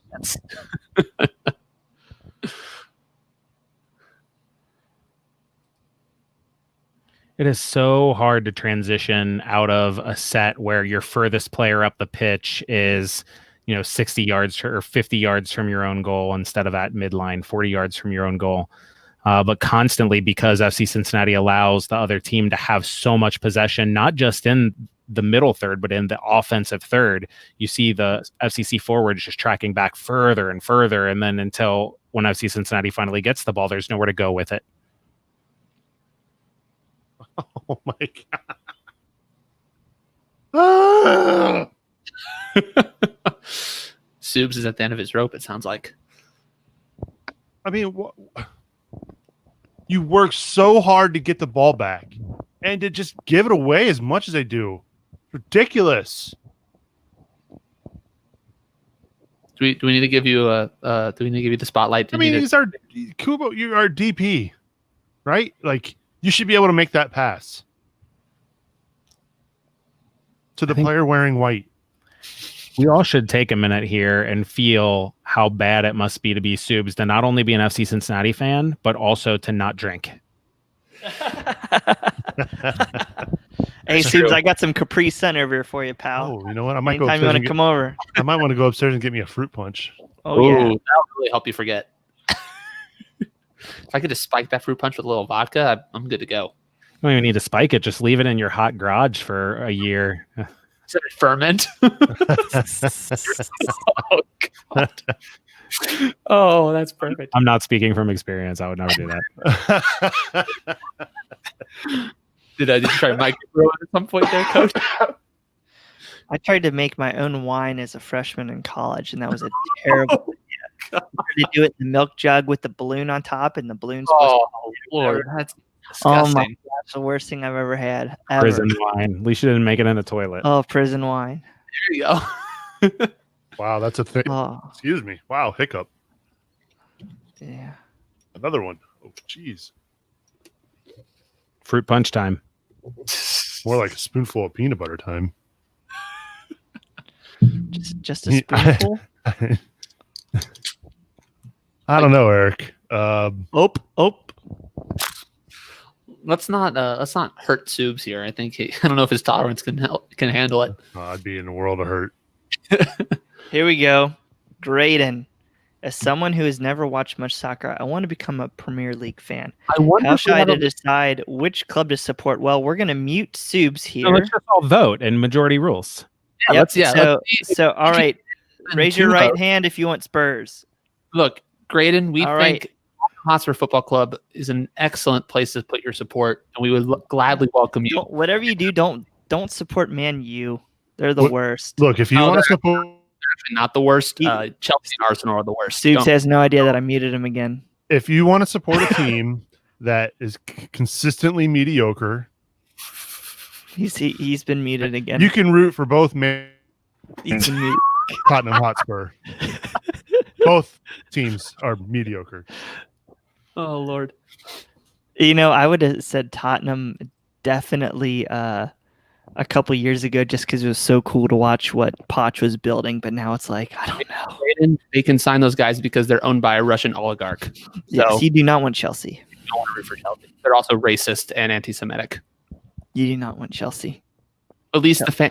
Okay, I should clarify. At least the fans I've met in England, from my personal experience. I don't know. I like Liverpool's a good one. I like what they're doing. In all honesty, like Liverpool, if you're just neutral, is the right answer because they haven't been great for the past decade where it seems like you're just always supporting the best team. As long as you pretend you've been a fan of them for a while. You can't let people know you just joined or else then you're definitely a fan. And if you're in Cincinnati, Graydon, Don't. no offense to Cincy Spurs, but Liverpool and my buddy Ryan, they know what they're doing. It's probably the best Premier League supporters group in town. But honestly, if you're a They're good Cincinnati people, that sports too. fan like Reds, Bengals, FCC, then Tottenham's the answer. A Yes. team that always feels like it has potential and falls flat on its face will There you go. consistently break your heart. That's Cincinnati sports. Yep. There you go. That explains everything, Coach.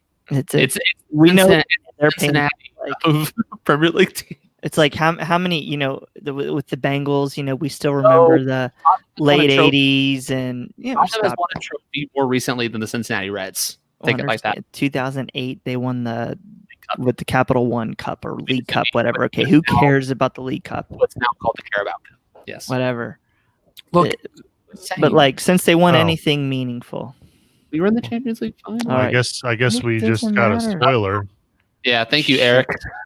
Is it off this corner, I wonder? Guess I don't want to read the chat anymore tonight. Yeah, the private. Oh, that was Bertoni-esque. I mean, Growler Cup time. Let's go. I might actually get some points this week. That's a 6-pointer. Oh, yeah. The result and the goals are right. Oh, okay. There we go. Do you honestly think FC Cincinnati can hold NYCFC off the scoreboard for another 35 minutes? No, I do not think so. I think I had 2-0 in the Growler Cup as well, but I was thinking they need to hold them until the 80th minute till that second goal goes in if I want to get that right.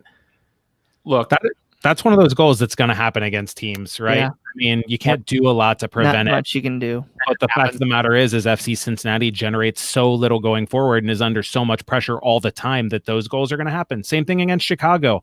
One of those goals was excellent strike. Not a ton you could do. But again, when the other team is in your third of the field, ripping shot after shot, earning corners, all that, then they're going to hit a lucky shot every now and again that you can't stop.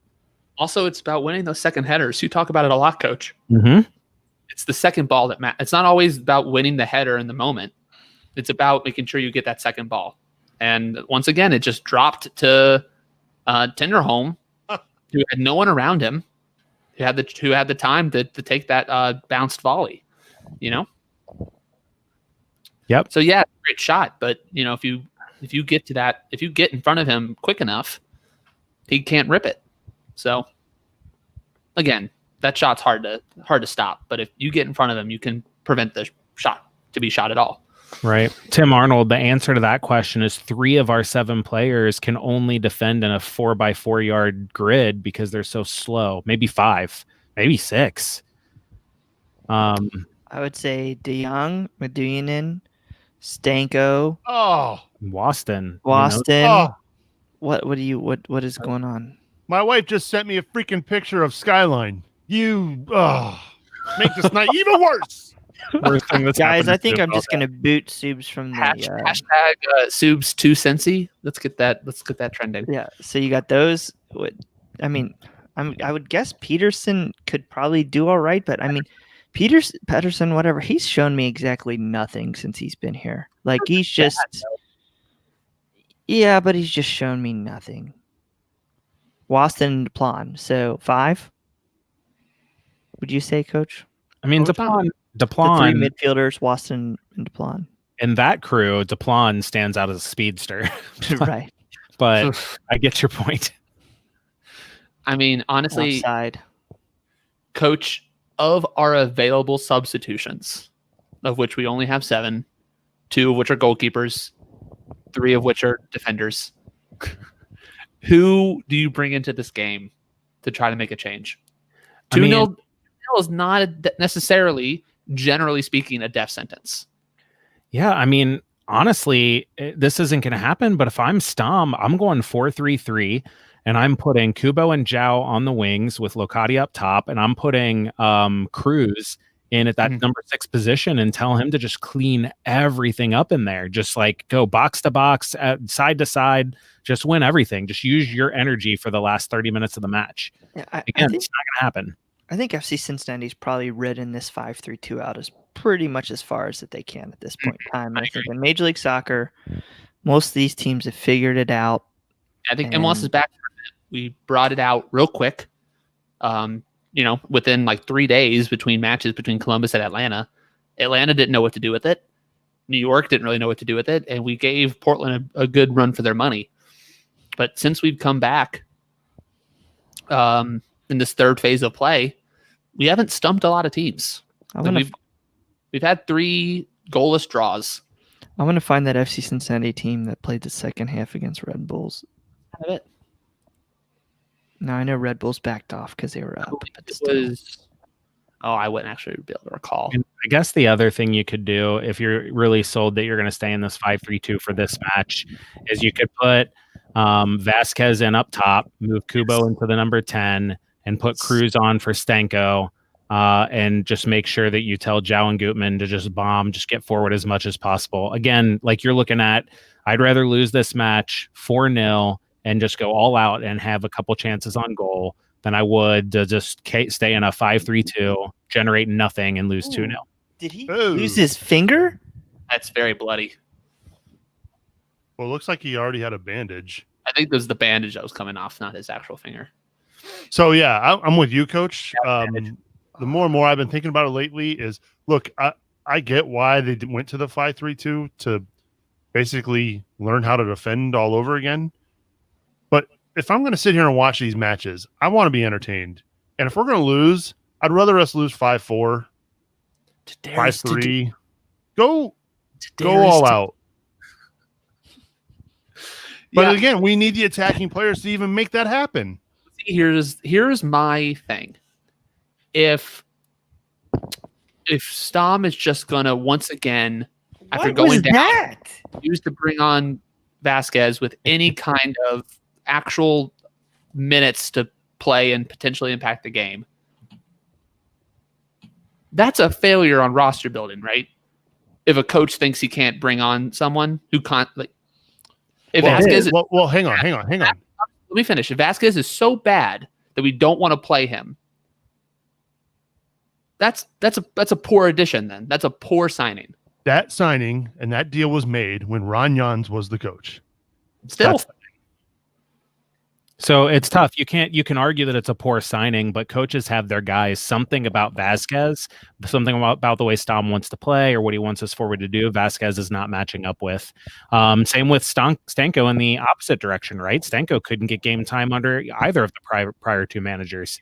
Has been a fair mainstay. I mean, for a while he was out of the team, but he's gotten a lot of minutes under Stom. I think coaches have their players, which is why most teams have a general manager and a coach that work together in putting these rosters together. FC Cincinnati has had so much turnover. There's not been a coach around long enough to get his guys that he wants to play with. But Dunyanen's not a Stom guy, right? I don't even remember. Was De Jong a Stom guy or De Jong? No, De Jong was in the first. The only transfers we've made while Jaap Stam is coach have been Makoto and Barreal. Yeah, so literally Stom was given this lineup and said, play the way that you want to play. And, as a former high school coach, that happens a lot, right? It happens every year. You do with what you have. And same with like international soccer, right? But in professional soccer, when these guys are managing professional teams, they're not used to managing a team and saying, let me play a different style to fit the players that I have. No, you'll make really good points. And you are right. I think I can't blame Stom for not playing guys that he did not was not around for when the transfer was made. That said, I half agree with you, Clay, in that meaning, and I guess we're not at trainings, we don't know, but he hasn't had enough of a chance to make an impact. The big one for me was when Locadia was hurt and Vasquez was not starting in favor of, Regaton up top. Yeah. Jacob Clary, player rankings are going to be so bad. Yeah, how are your notes? I'm used to that. I just stopped taking them about 15 minutes. Just grab one from last season and just change the names. And I've always wanted to do like player ratings compared to emojis. That'd have been fun. Well, that'd be a real easy one tonight. It'd be one brown one. I don't know. I think Gutman's had a good game. Good. Like I haven't gone back and watched the replay yet, but Gutman's had a good game.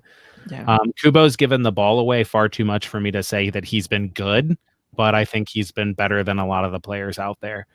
I don't know. It's tough for me to, without going back and looking, to really give grades who I think have been really poor. It strikes me that I think Deplan's been one of the worst players on the pitch, and same with Stanko. And I think Medunjanin has not played any forward balls of any consequence. And he's such a liability defensively. If he's not raking passes, what is he out there for? And once again, FCC has lost the ball and they're in half.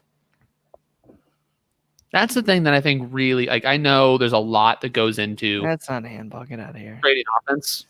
All right. There's a lot that has to happen for us to be able to create chances in the opposition half. But the one thing that really stands out today is our inability to hold on to the ball and how often we're giving it up, like right in front of our 8 and that zone 14 we keep talking about, but it's our own zone 14. Yep. And we're giving up the ball around that area so often. Yeah, and There he is. Hey, 100%. Cruz sighting. And De Jong seems to be so Like, poor positionally. Coming on as well. Defensively, De Jong seems so poor positionally. I just don't even know what to do with it. Who? You said De Jong? Yeah, just positionally in the midfield. The last play, if you go back and you watch that at some point, you see, I think Tinnerholm standing in the midfield with his arms up, like, play me the ball, guys. And De Jong's just kind of like walking towards the play, just like floating towards his teammates. 7. Kubo off for Kubo. Cruz. Damn. Oh, and Hagelin coming out for Dion. Oh, if Yopstam plays Alan Cruz as a second Okay. striker today, Time I out. am going to have a stroke. Talking about that's It's 4 center happening. backs on the field. De Jong's off the field. That means Talking about that's 4 center it backs could be on the field. 4-3-3. Coach, so I What? don't have a heart attack. Can you explain zone 14 for our friend here? Yeah. Yeah, zone 14, if you take the 6-yard box and plop it on top of the 18-yard box, so that area kind of where the D is on top of the 18, that's zone 14. And that statistically is where the vast majority of goals come from, either shots directly from that area or the pass that that is the actual assist comes from that area. So they say it's the most dangerous part of the pitch. Definitely a Wait a 4-3-3. Okay, time out. What the hell's going on? Looks like we're a 4-3-3. Waston and Pedersen are very wide, and so is the Plan is way out there. So wait, did Hagelin come on for who? Dion. What? Stop it. That's what I'm trying to figure out how this is working here. Uh, Okay, 33. Okay. I think Zhao's moved up top. Zhao's up top. Play with Locadia, and Duplan is a wing back now. So I think it's still a 3-5-2. I think it's Pedersen, Waston, and Haglund across the back. Duplan as a right wing back. Gutman's a left wing back. And then I think Cruz is playing the number 10 with Cruz Stenka. Is a little bit ahead. Zhao is high. Interest. Okay, Hit it. good, because seeing Cruz as second striker just hurts my soul. Oh, okay, Zhao. Oh, This is why you make Sean Johnson. thank field a you, ball. Joseph Claude Zhao. Is Cruz already hurt? He took That a was foul. dive. Hurt. But he did get fouled. He's saying he got kicked or something. Like he's pointing to his side saying, look at. I mean, yeah, he can't catch the ball, so make him make blocks. Make him, get the deflections. The fact that he spent so long waiting for Cruz to come on makes me think that Cruz had a time limit that he was only going to ever play 30 minutes today. Yep. Yeah. And that could be there. Like the physios sometimes will tell coaches, this guy is good for 30 minutes today. That's it. Like it's like a pitch count. Swansea City fan in Wales. I'm currently watching online. Welcome. What's up, Cheesy? Thank you for joining us. Swans. After that Bob Bradley tenure, I'm sure you're very interested in American soccer. Interesting that Locadia took that free kick. Yeah, I haven't seen him strike any free kicks. That was the first one I've seen, even in scouting him from prior. Amazing. Wait, the Orlando game is on Sky Sports tonight? Interesting. That's really cool. I remember it was a really big deal. I was in London in last October, and they were playing the MLS playoffs at a pub. So I remember that being a really cool thing. It's good. It's 1:35 a.m. here, so it's on TV.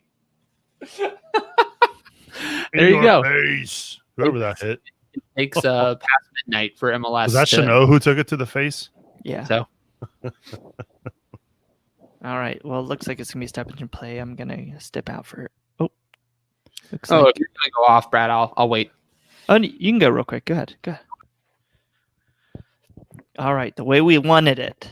Okay. Clay's gone. Spurs, cheesy feet.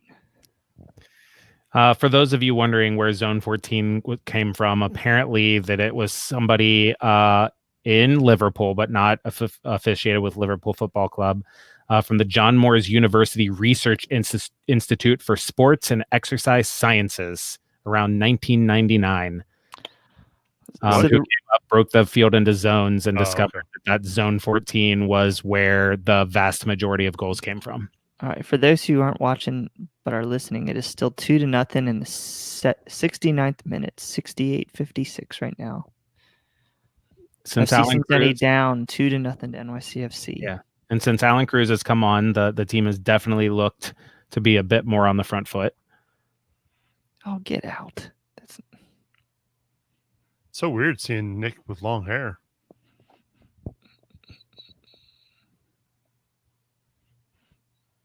All right, at this point, we just want a goal, right? Yep. Agreed. Just a 2-1. Make my Growler Cup prediction perfect. Oh, Stay at the top of the I standings. don't want a goal for the Growler Cup sake, but I Stay want at a the goal top of the for standings. FC Cincinnati fans' sake because this is getting ridiculous. So, it's crazy, too, is that, like, I've got to give my predictions away before, everybody knows them. All right. I I'm brought bouncing. in the high alcohol content and blown casket from Braxton. Okay. Had that? No. Blown casket or gasket? Blown gasket, I should say. Yeah. I'll say I've had that. I didn't know if they made like a deadly version that I just hadn't had. Another giveaway. Yeah, look at that. Another giveaway. But yeah, so when games usually start going poorly in the second half, I tend to go higher up in the alcoholic content. Ollie, it's 2-0 on NYCFC.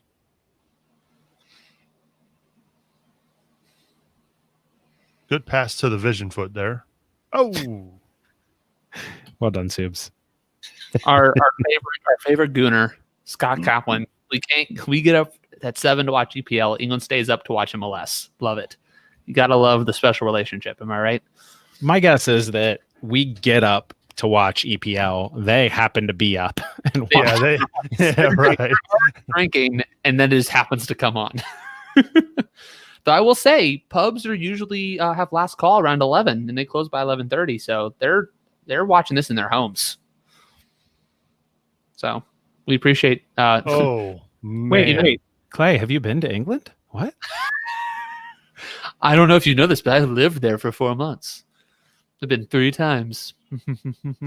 I like the idea to put Zhao up top just because it's something different. Nothing in his game has made me think that he can play there. But he's playing up top in it too. But I mean, he is a wide forward by trade. Right. That's what and typically players that are really good wide players like to play with the sideline, with the touchline at their back. They don't play what I call in 360 degrees. They don't feel pressure on their back well. They don't see the field over their shoulder well. So they like to run at the defenders. When you're playing in a 2-forward or a single forward set, you have to be able to play back to goal.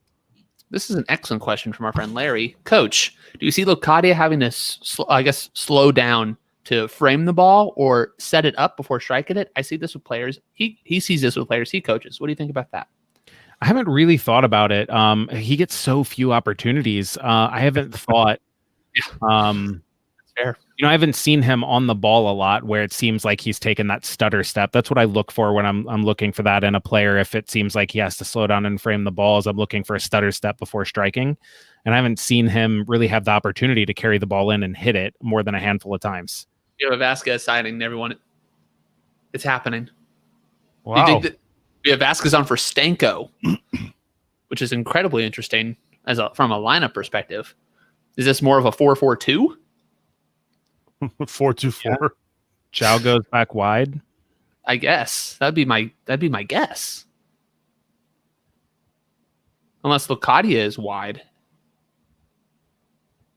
Looks like Zhao's playing wide left, possibly. Yeah, I don't know. Cruz is I can't tell where Cruz is right now based on the Cruz almost pulled a tackle like he did on Kubo the other night. I've just come to the conclusion that we're all just gluttons for punishment. Not meant to be happy. Well, Brad, we root for Tottenham and FC Cincinnati. Uh-oh. Get it! Uh-oh. Oh, get there! It's your boy. It's your boy. Vasquez! Oh my god. Hey, Do it. I've been riding let's go. hype train for weeks. All right. We're not Yes. meant to be happy. As Oh soon my as you're goodness. happy, here's what we get. Beautiful. And it was from a terrible turnover, but it's still technically from open play. It was. It was from open play. Thanks, Good Sean Johnson.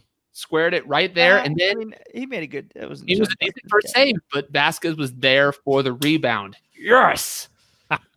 Woo! My wife Super probably sub pissed Brandon right Vasquez. now. Yes. Unfortunately, since I'm negative Nate over here, the first thing I thought is, why couldn't that have been Locadia just to get a bit of confidence? No. This is our first goal in over 500 minutes. We need to start Vasquez next game. Yep. Gotta put him in. Put him up. Vasquez has been on for 2 minutes and scores. Yes. He's in the right spot. And that's what's so important about being a striker is not, people call certain strikers like tap-in merchants, but finding that space, knowing to be there. On that turnover, Harris had a passing option immediately for Vasquez. That was perfect. Oh, there we go. Good There's ball. options. I Look love at you, this. Clay, but I What think is happening? standing there. What? Look, he was available. He found space. He was just standing there when the turnover happened. He didn't find anything. Stop. You will not ruin this for me. Oh no. Don't. Uh-oh. I don't know, Larry. What are you trying to do? What happened? If you're gonna spoil, you need to say what happened. You need to be more Don't just do specific. OMG. Don't just do OMG. Oh, he was. Oh, is he he onside? was I offside. think he's on. No, I think he was might be offside. onside. He was offside. No. Off. 100% offside. Let's look at the Yeah, they VAR. caught him off. He was Let's go back. 100% offside. Can we play Vasquez more? Yes, Larry, we should. Calm down. He was Saying that way for offside. weeks. Again, I'm glad he finished it first time. That Yes. shows, a bit of confidence, a bit of swagger. I like that. I definitely think I thought he was offside live. Looks like the right call there. Yeah. Yeah, I think it is. Oh, Oh, I don't know. That's a terrible angle. It is a bad angle. It's going to be a bad angle. he was probably offside. But he saw it good in the net. And now he's seen the back of the net twice in like 5 minutes, 3 minutes, 4 minutes. Jeez, I love it. It was actually pretty close. That center back made just the correct move and just stepped up at the very last second to pull him off. It was a very good offside trap. Look, no one's going to get me off this hype train tonight. I love that Brandon Vasquez scored. Yeah. Simmer down. No, there's not a lot It, to it be was happy. it was a gift. Yes, it was. But see, New York City played defense like we do. how often are we the ones on the opposite end of a good turnover? Yeah, that's great. Let's But be happy. I'm just saying, let's be happy about it, and let's see if this momentum can get a draw out of this. We got 15 minutes. I'm about Plus. done with this whole being like a minute behind everybody. yeah, how'd that happen? What do you- We all paused to meet me. Oh, you're talking about in the chat room? yeah, the the people in the the Oh, chat's chat. I always thought you ahead meant of us. among us. Okay, yeah. no, Have any of you all been to a football game in Europe? I think Coach will no. like to tease me about my Oh, answer. look at this but Tom Pedersen. Has anyone else done that? What happened? Something I think just happened. Tom Pedersen carried the ball forward and then got fouled, taken out. I think something good just happened. To answer your question, I have seen 2. Oh, come on! Graydon. Bravo, sir. Bravo, sir. Guys, Yes, Graydon. Oh, sorry, dude. Come on, you Spurs. Come on!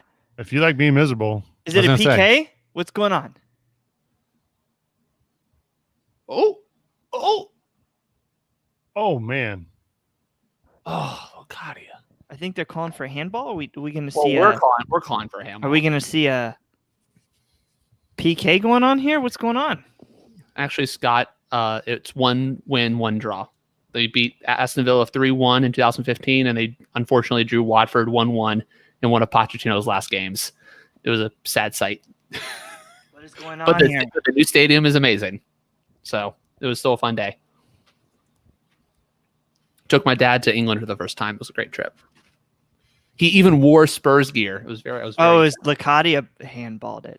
Ooh, I don't think. I think No, I eight don't know what handballed it. going on. 8 definitely handballed it. Cruz taking the corner. Because Harris still on the field. Interesting. Okay. He was left-footed. Then okay, that makes sense. Look, Scott, you can't see what the shape of the circle looks like when you're inside. That's all I got to say. That's pretty funny. That's pretty funny, Scott. It's fair. It does look like a toilet, a bowl lid. That's To be terrible. Now, is it like regular size or is it like comfort height? Oh, Oh! Boston, almost. Oh, somebody just died in the box for NYCFC. Jesus, I said they needed to score from a set piece. That was the chance right there. that was real close. Wasson he couldn't really direct it anywhere. He just hit it, and Sean Johnson was in the right spot. it's a free header. He should have put it in. A guy who counts himself as a good. That was Sean to being Johnson was in the goal. Well, guess what? We don't have goal line I don't think technology. it's over the line. The whole ball's got to be over the line. We don't have goal line technology either, so it'd be impossible to stay. You know, It definitely was close, but unless they have like a corner cam to access to, I don't think it gets overturned. I will say, though, with the introduction of Vasquez and Cruz,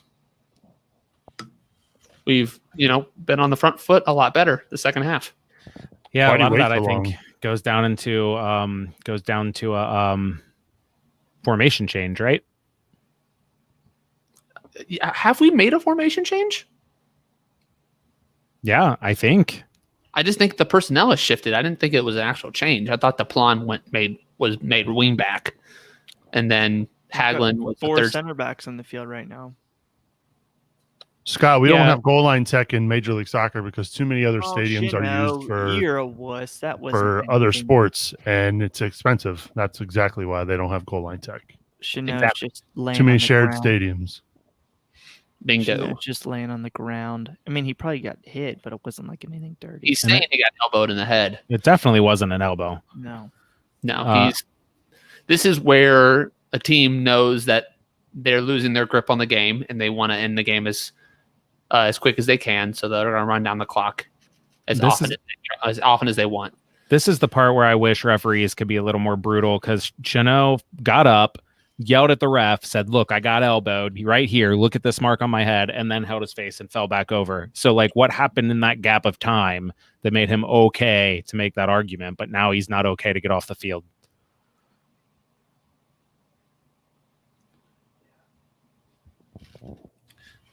Truth of dare, it's a really great question. I don't know why we don't have I don't know why we don't have better angles. It's a great question. It all comes down to the amount of money they're willing to spend on these productions and how many camera people they have, right? Yeah. Absolutely. Go ahead, take your time. You're refreshing our players who are on the front foot at the moment. Tim, We're going to make this all up in added time. So Tim, No, we're every not. stadium has to have goal line technology. You can't just do one or the other. You got to do them all. Yeah, so Yeah. it's not a stadium thing, it's a league thing, and MLS has not adopted goal line technology yet. they won't. They haven't bought it. At least they haven't paid for the Hey, technology. there's Alex Steck. Now he's up again for like the second or third time, still complaining. And He if has his head hurts that bad, he's got to get checked for a concussion, right? It's You gonna would be think. You think miracle when he jogs back over to the line and has to he's come been back down on right for away. 3 minutes. There he is. Now he's down again. Is he finally off the field? Did they take him? Because if he's good to walk, he's got to go off the field right away. There you go. Happy Jambo 1874. Are you all Cincinnati football fans? Well, I think on Subes used to host a Bengals podcast before this. Unfortunately, I'm broken and battered, and I'm numb to the Bengals. Joe anymore. Burrow it makes me want to believe again, but I'm still not there yet. I'm there. I got the jersey and everything. I haven't watched a Bengals game live since their playoff loss to the Pittsburgh Steelers 4 years ago. I've just been hurt. I mean, Jeremy Hill broke me, man. I just hurt so bad. Good pass, good. Yeah, that run from Oh, Cruz. here we go. Oh, come on, DePlon. Oh, That run from Cruz just opened everything up. The energy and the creativity to just not run in straight lines and to try to make something happen. Oh, just not a good pass. Yeah, and now why would you cut to Chanel coming on? Who cares? They wanted to make sure we knew. You got to remember it's the New York feed. I know, There but better be like 6 minutes of stoppage time. But New York's on the counter, so I don't know why we're. Anyway, come on, go! Yeah, Zhao playing. Oh, that's it. Oh, he shows back up to immediately check. So he just okay. So that was a payback right there. That's bullshit. That's a card. Yeah, that has to at least a yellow. It's See, I only said the B turd word. I'm used to it, Brad. What is this? That's crap. That'd be. He did get a card. Yeah, he did get a yellow. You're never going to get a red for that unless he goes in with his elbow out. You're never going to get a red for that. I agree it was flagrant. I agree it was dirty. I agree it was harsh, but you're never getting a red for that. I hate that. He whines and moans and complains for 3 damn minutes, and then first thing he does when he comes back on is just elbow check somebody. God. I firmly believe we're going to get an equalizer.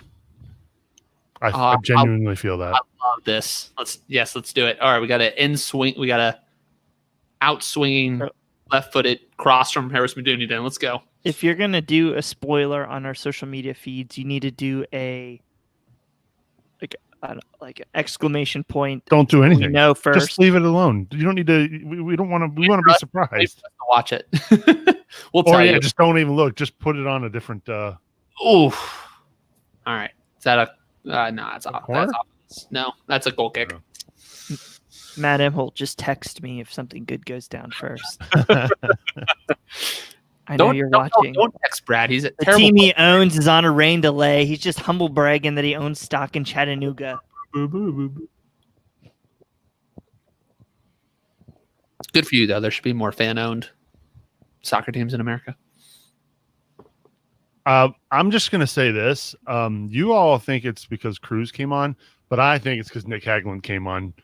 It's been a completely different game since Hags got on the field, guys. I'm telling you.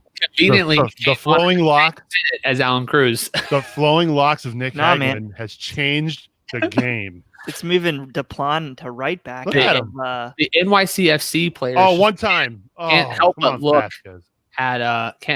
at his lovely flowing locks, and they're just distracted. Ken Hetker is going to be insufferable this week on CST. Isn't he always? We love you, Ken. Wow. We love our stats, man. You know it. My wife just texted me. This game is garbage. Beardy needs to be kicked off the field. He does. I absolutely agree. Look at that. That's what happens when that's the thing. Is the thing. 10 shots is half to 2 for New York. Larry, I will tell you. I think honestly, it's Alan Cruz not being fit for a full 90. To me, I think we miss his presence in midfield, and Frankie's. I think also. I think several things. And Zhao's given him more a free role this half, and Zhao is a high energy guy as well. Oh, get there, header, Gutman. Yep, you've got Vasquez playing up top. Lacadia and Cruz are able to run underneath him. Mm-hmm. But you also cannot overstate NYCFC being up 2-0, probably believing that the game's over. 2-0 is the most dangerous lead in soccer. Yet if they were only up 1-0, it'd be tied right now. It should be. Maybe they wouldn't be so lackadaisical. Maybe. But as a coach, I would always rather be up 2-0 than 1-0. That's all I'm saying. Yeah. I think the idea though is if you're up 1-0, you're still a little nervous. You're still going for it. 2-0, you might get a little complacent. I know the idea. I still think more games are lost from a 1-0 leading position than a 2-0. Therefore, hence 2-4, 1-0 is more dangerous than 2-0. You're probably right, but it doesn't agree with my philosophy. Therefore, I have to disagree with you. It's like when coaches tell their players to give 110%. That's mathematically not possible. If you're giving every single thing you have, you are giving 100%. There's no more to give. If there's more to give, you weren't giving 100%, guys. Sorry, you've touched a nerve. I think I think that defeats the purpose of the statement. You have to give more than you think is possible. You know what I mean? If they say give 110% of what you think is possible, then okay. But that's just, it's not as fun to say. It's not as quick. It's not as,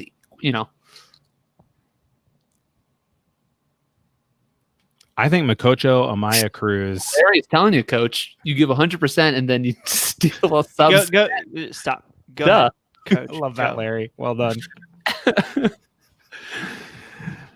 I was going with Graydon's comment here with who comes off field when Makocho gets here. I think the Makocho Amaya Cruz midfield is the midfield of my dreams because all three of those guys I think are good in possession and good defensively. All three of them can play at any one of those positions. You get a midfield triangle that can rotate and be very fluid. You don't have to have a strong 6, 8, 10 type of setup. Every one of those guys can do everything. I don't know what that move was, Vasquez. I need you to be better. I need you to prove that you should be starting. So let's be better about those passes. Let's right. flex on the 7 minutes of stop. I mean, man, we're way behind here. Scott says 6. Yeah, I just hit the live button. I'm tired of waiting. It says 7.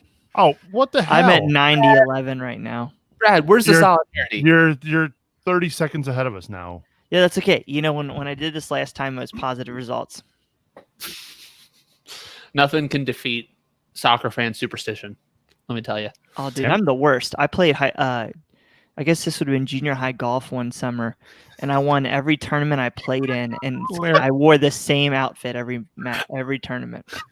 Larry's cracking me up. That's great. We appreciate your comments here. When I went to get a beer at halftime, Brad, I thought about changing jerseys just to try to change it up. Seriously, man, it works. Look, I'm really glad that I decided to not do what I said I was going to do at halftime, which was if we scored a goal, I was going to spend the rest of the show shirtless. We're all grateful, Nick Sue. Yeah, you're all grateful. Come up with that. I just was trying to change it up. I'm superstitious, Brad. They're superstitious and they're scaring viewers away. Yeah, that's accurate. I will not deny that. What's Subes' order when he goes to Skyline? 3 cheese conies with everything and a 4-way onion. Holy cow. That's so good. I do like a you better believe I eat every bit of it. You like cheese conies? See, I'm a chili cheese sandwich guy. Nah. I like a classic 3-way. Boring. If you want to order it like an insider, it's just 3 with and 4-way onion. 3 with. What is the 3 with? Everything.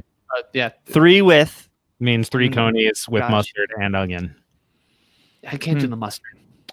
Coach, I worked there and I never heard anybody order it like that. Oh, maybe it's just a Kentucky thing. That's all the Skylines here. That's what the waitresses yell when you order.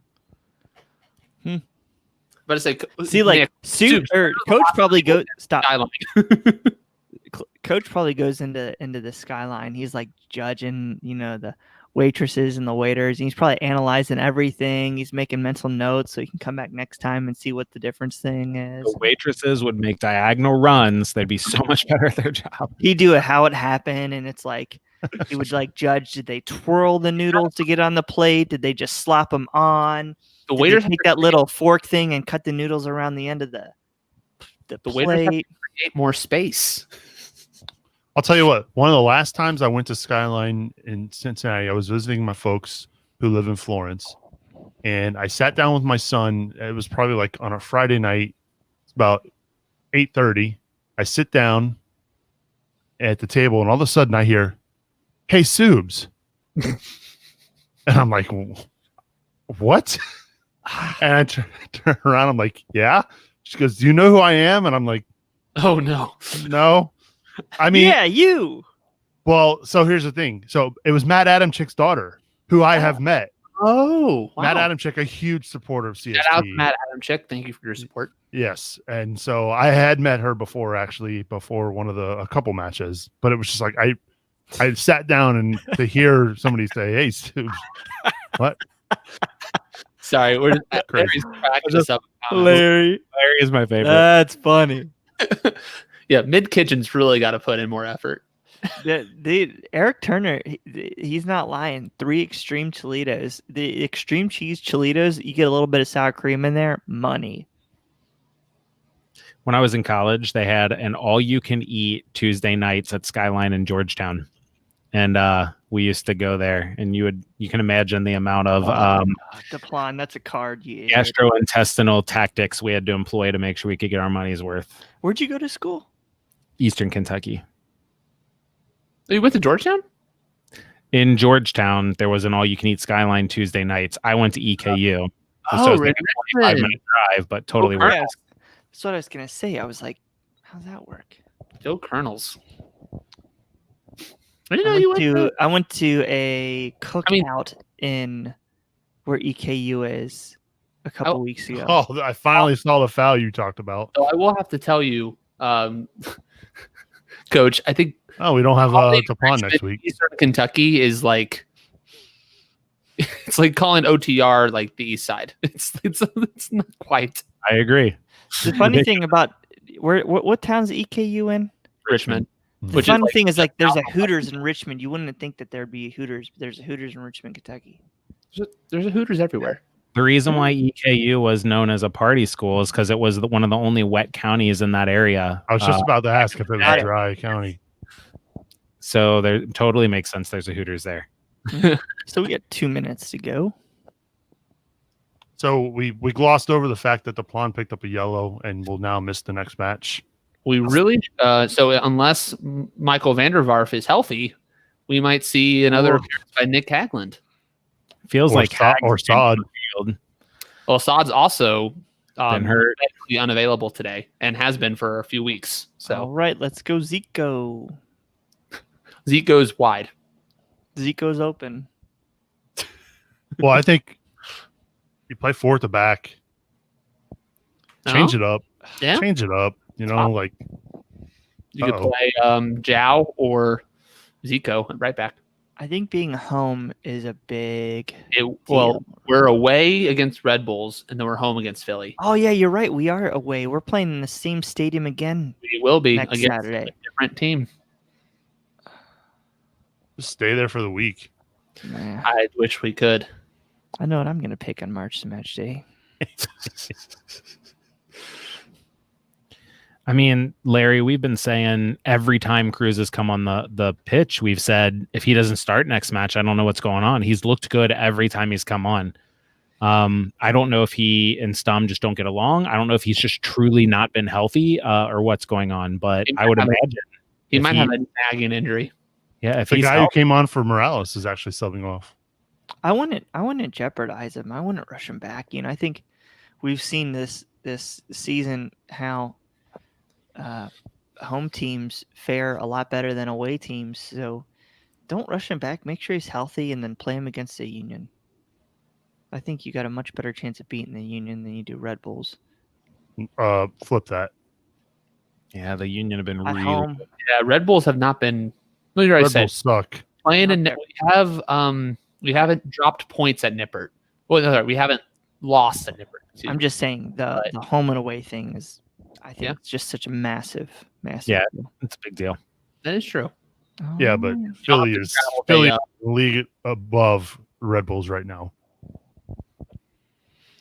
But Philly would have to travel, and I think most teams have seen travel midweek in the middle of in this return to phase. Traveling day of it does have a somewhat of effect. Well, Philly might be missing Aronson and McKenzie. We now hit full time. I know we're a little bit behind. I think most of our viewers. Thank you for putting up with our delay. Thank you for putting up for my delay mostly. So despite the loss, FC Cincinnati finally puts a goal on the score sheet, courtesy of one Brandon Vasquez. Please, if you're still with us, give us a 3-word match review. I think the last 15, 20 minutes were definitely much more positive than the first 70. I'm going to start with you, Subs. How are you feeling after 90 minutes? I guess 97 minutes. Yes, we scored a goal, but I still feel the same. Which is I continue to be frustrated and disappointed with what I'm seeing out there. Yes, they scored a goal, but it only became because it was an absolute gift, right? Like, it wasn't like FC Cincinnati had the ball, had some build-up possession, knocked it around, had the movement to make that goal. It was an absolute gift. And credit to Vasquez for taking it. By the way, Sean Johnson gifted him that too, but it even took 2 shots for him to score, even on an absolute gift I mean, it couldn't have been put on a bigger platter for him. So they scored, but there's still a lot of work to be done. What about you, Brad Weigel, the best Weigel twin? Thanks. It's a low bar, but Wow. We brought you into this CST family. We can take you out. I'm going Brian under the bus, not you. Okay. I can understand Yeah, your feelings right. here. Okay. So how do I feel? Yeah, 3-word match review. Oh, I didn't know it was supposed to be 3 words. 3 Well, words? you gave 3 words and then you extrapolated. It's fine. No. Ugh, not again.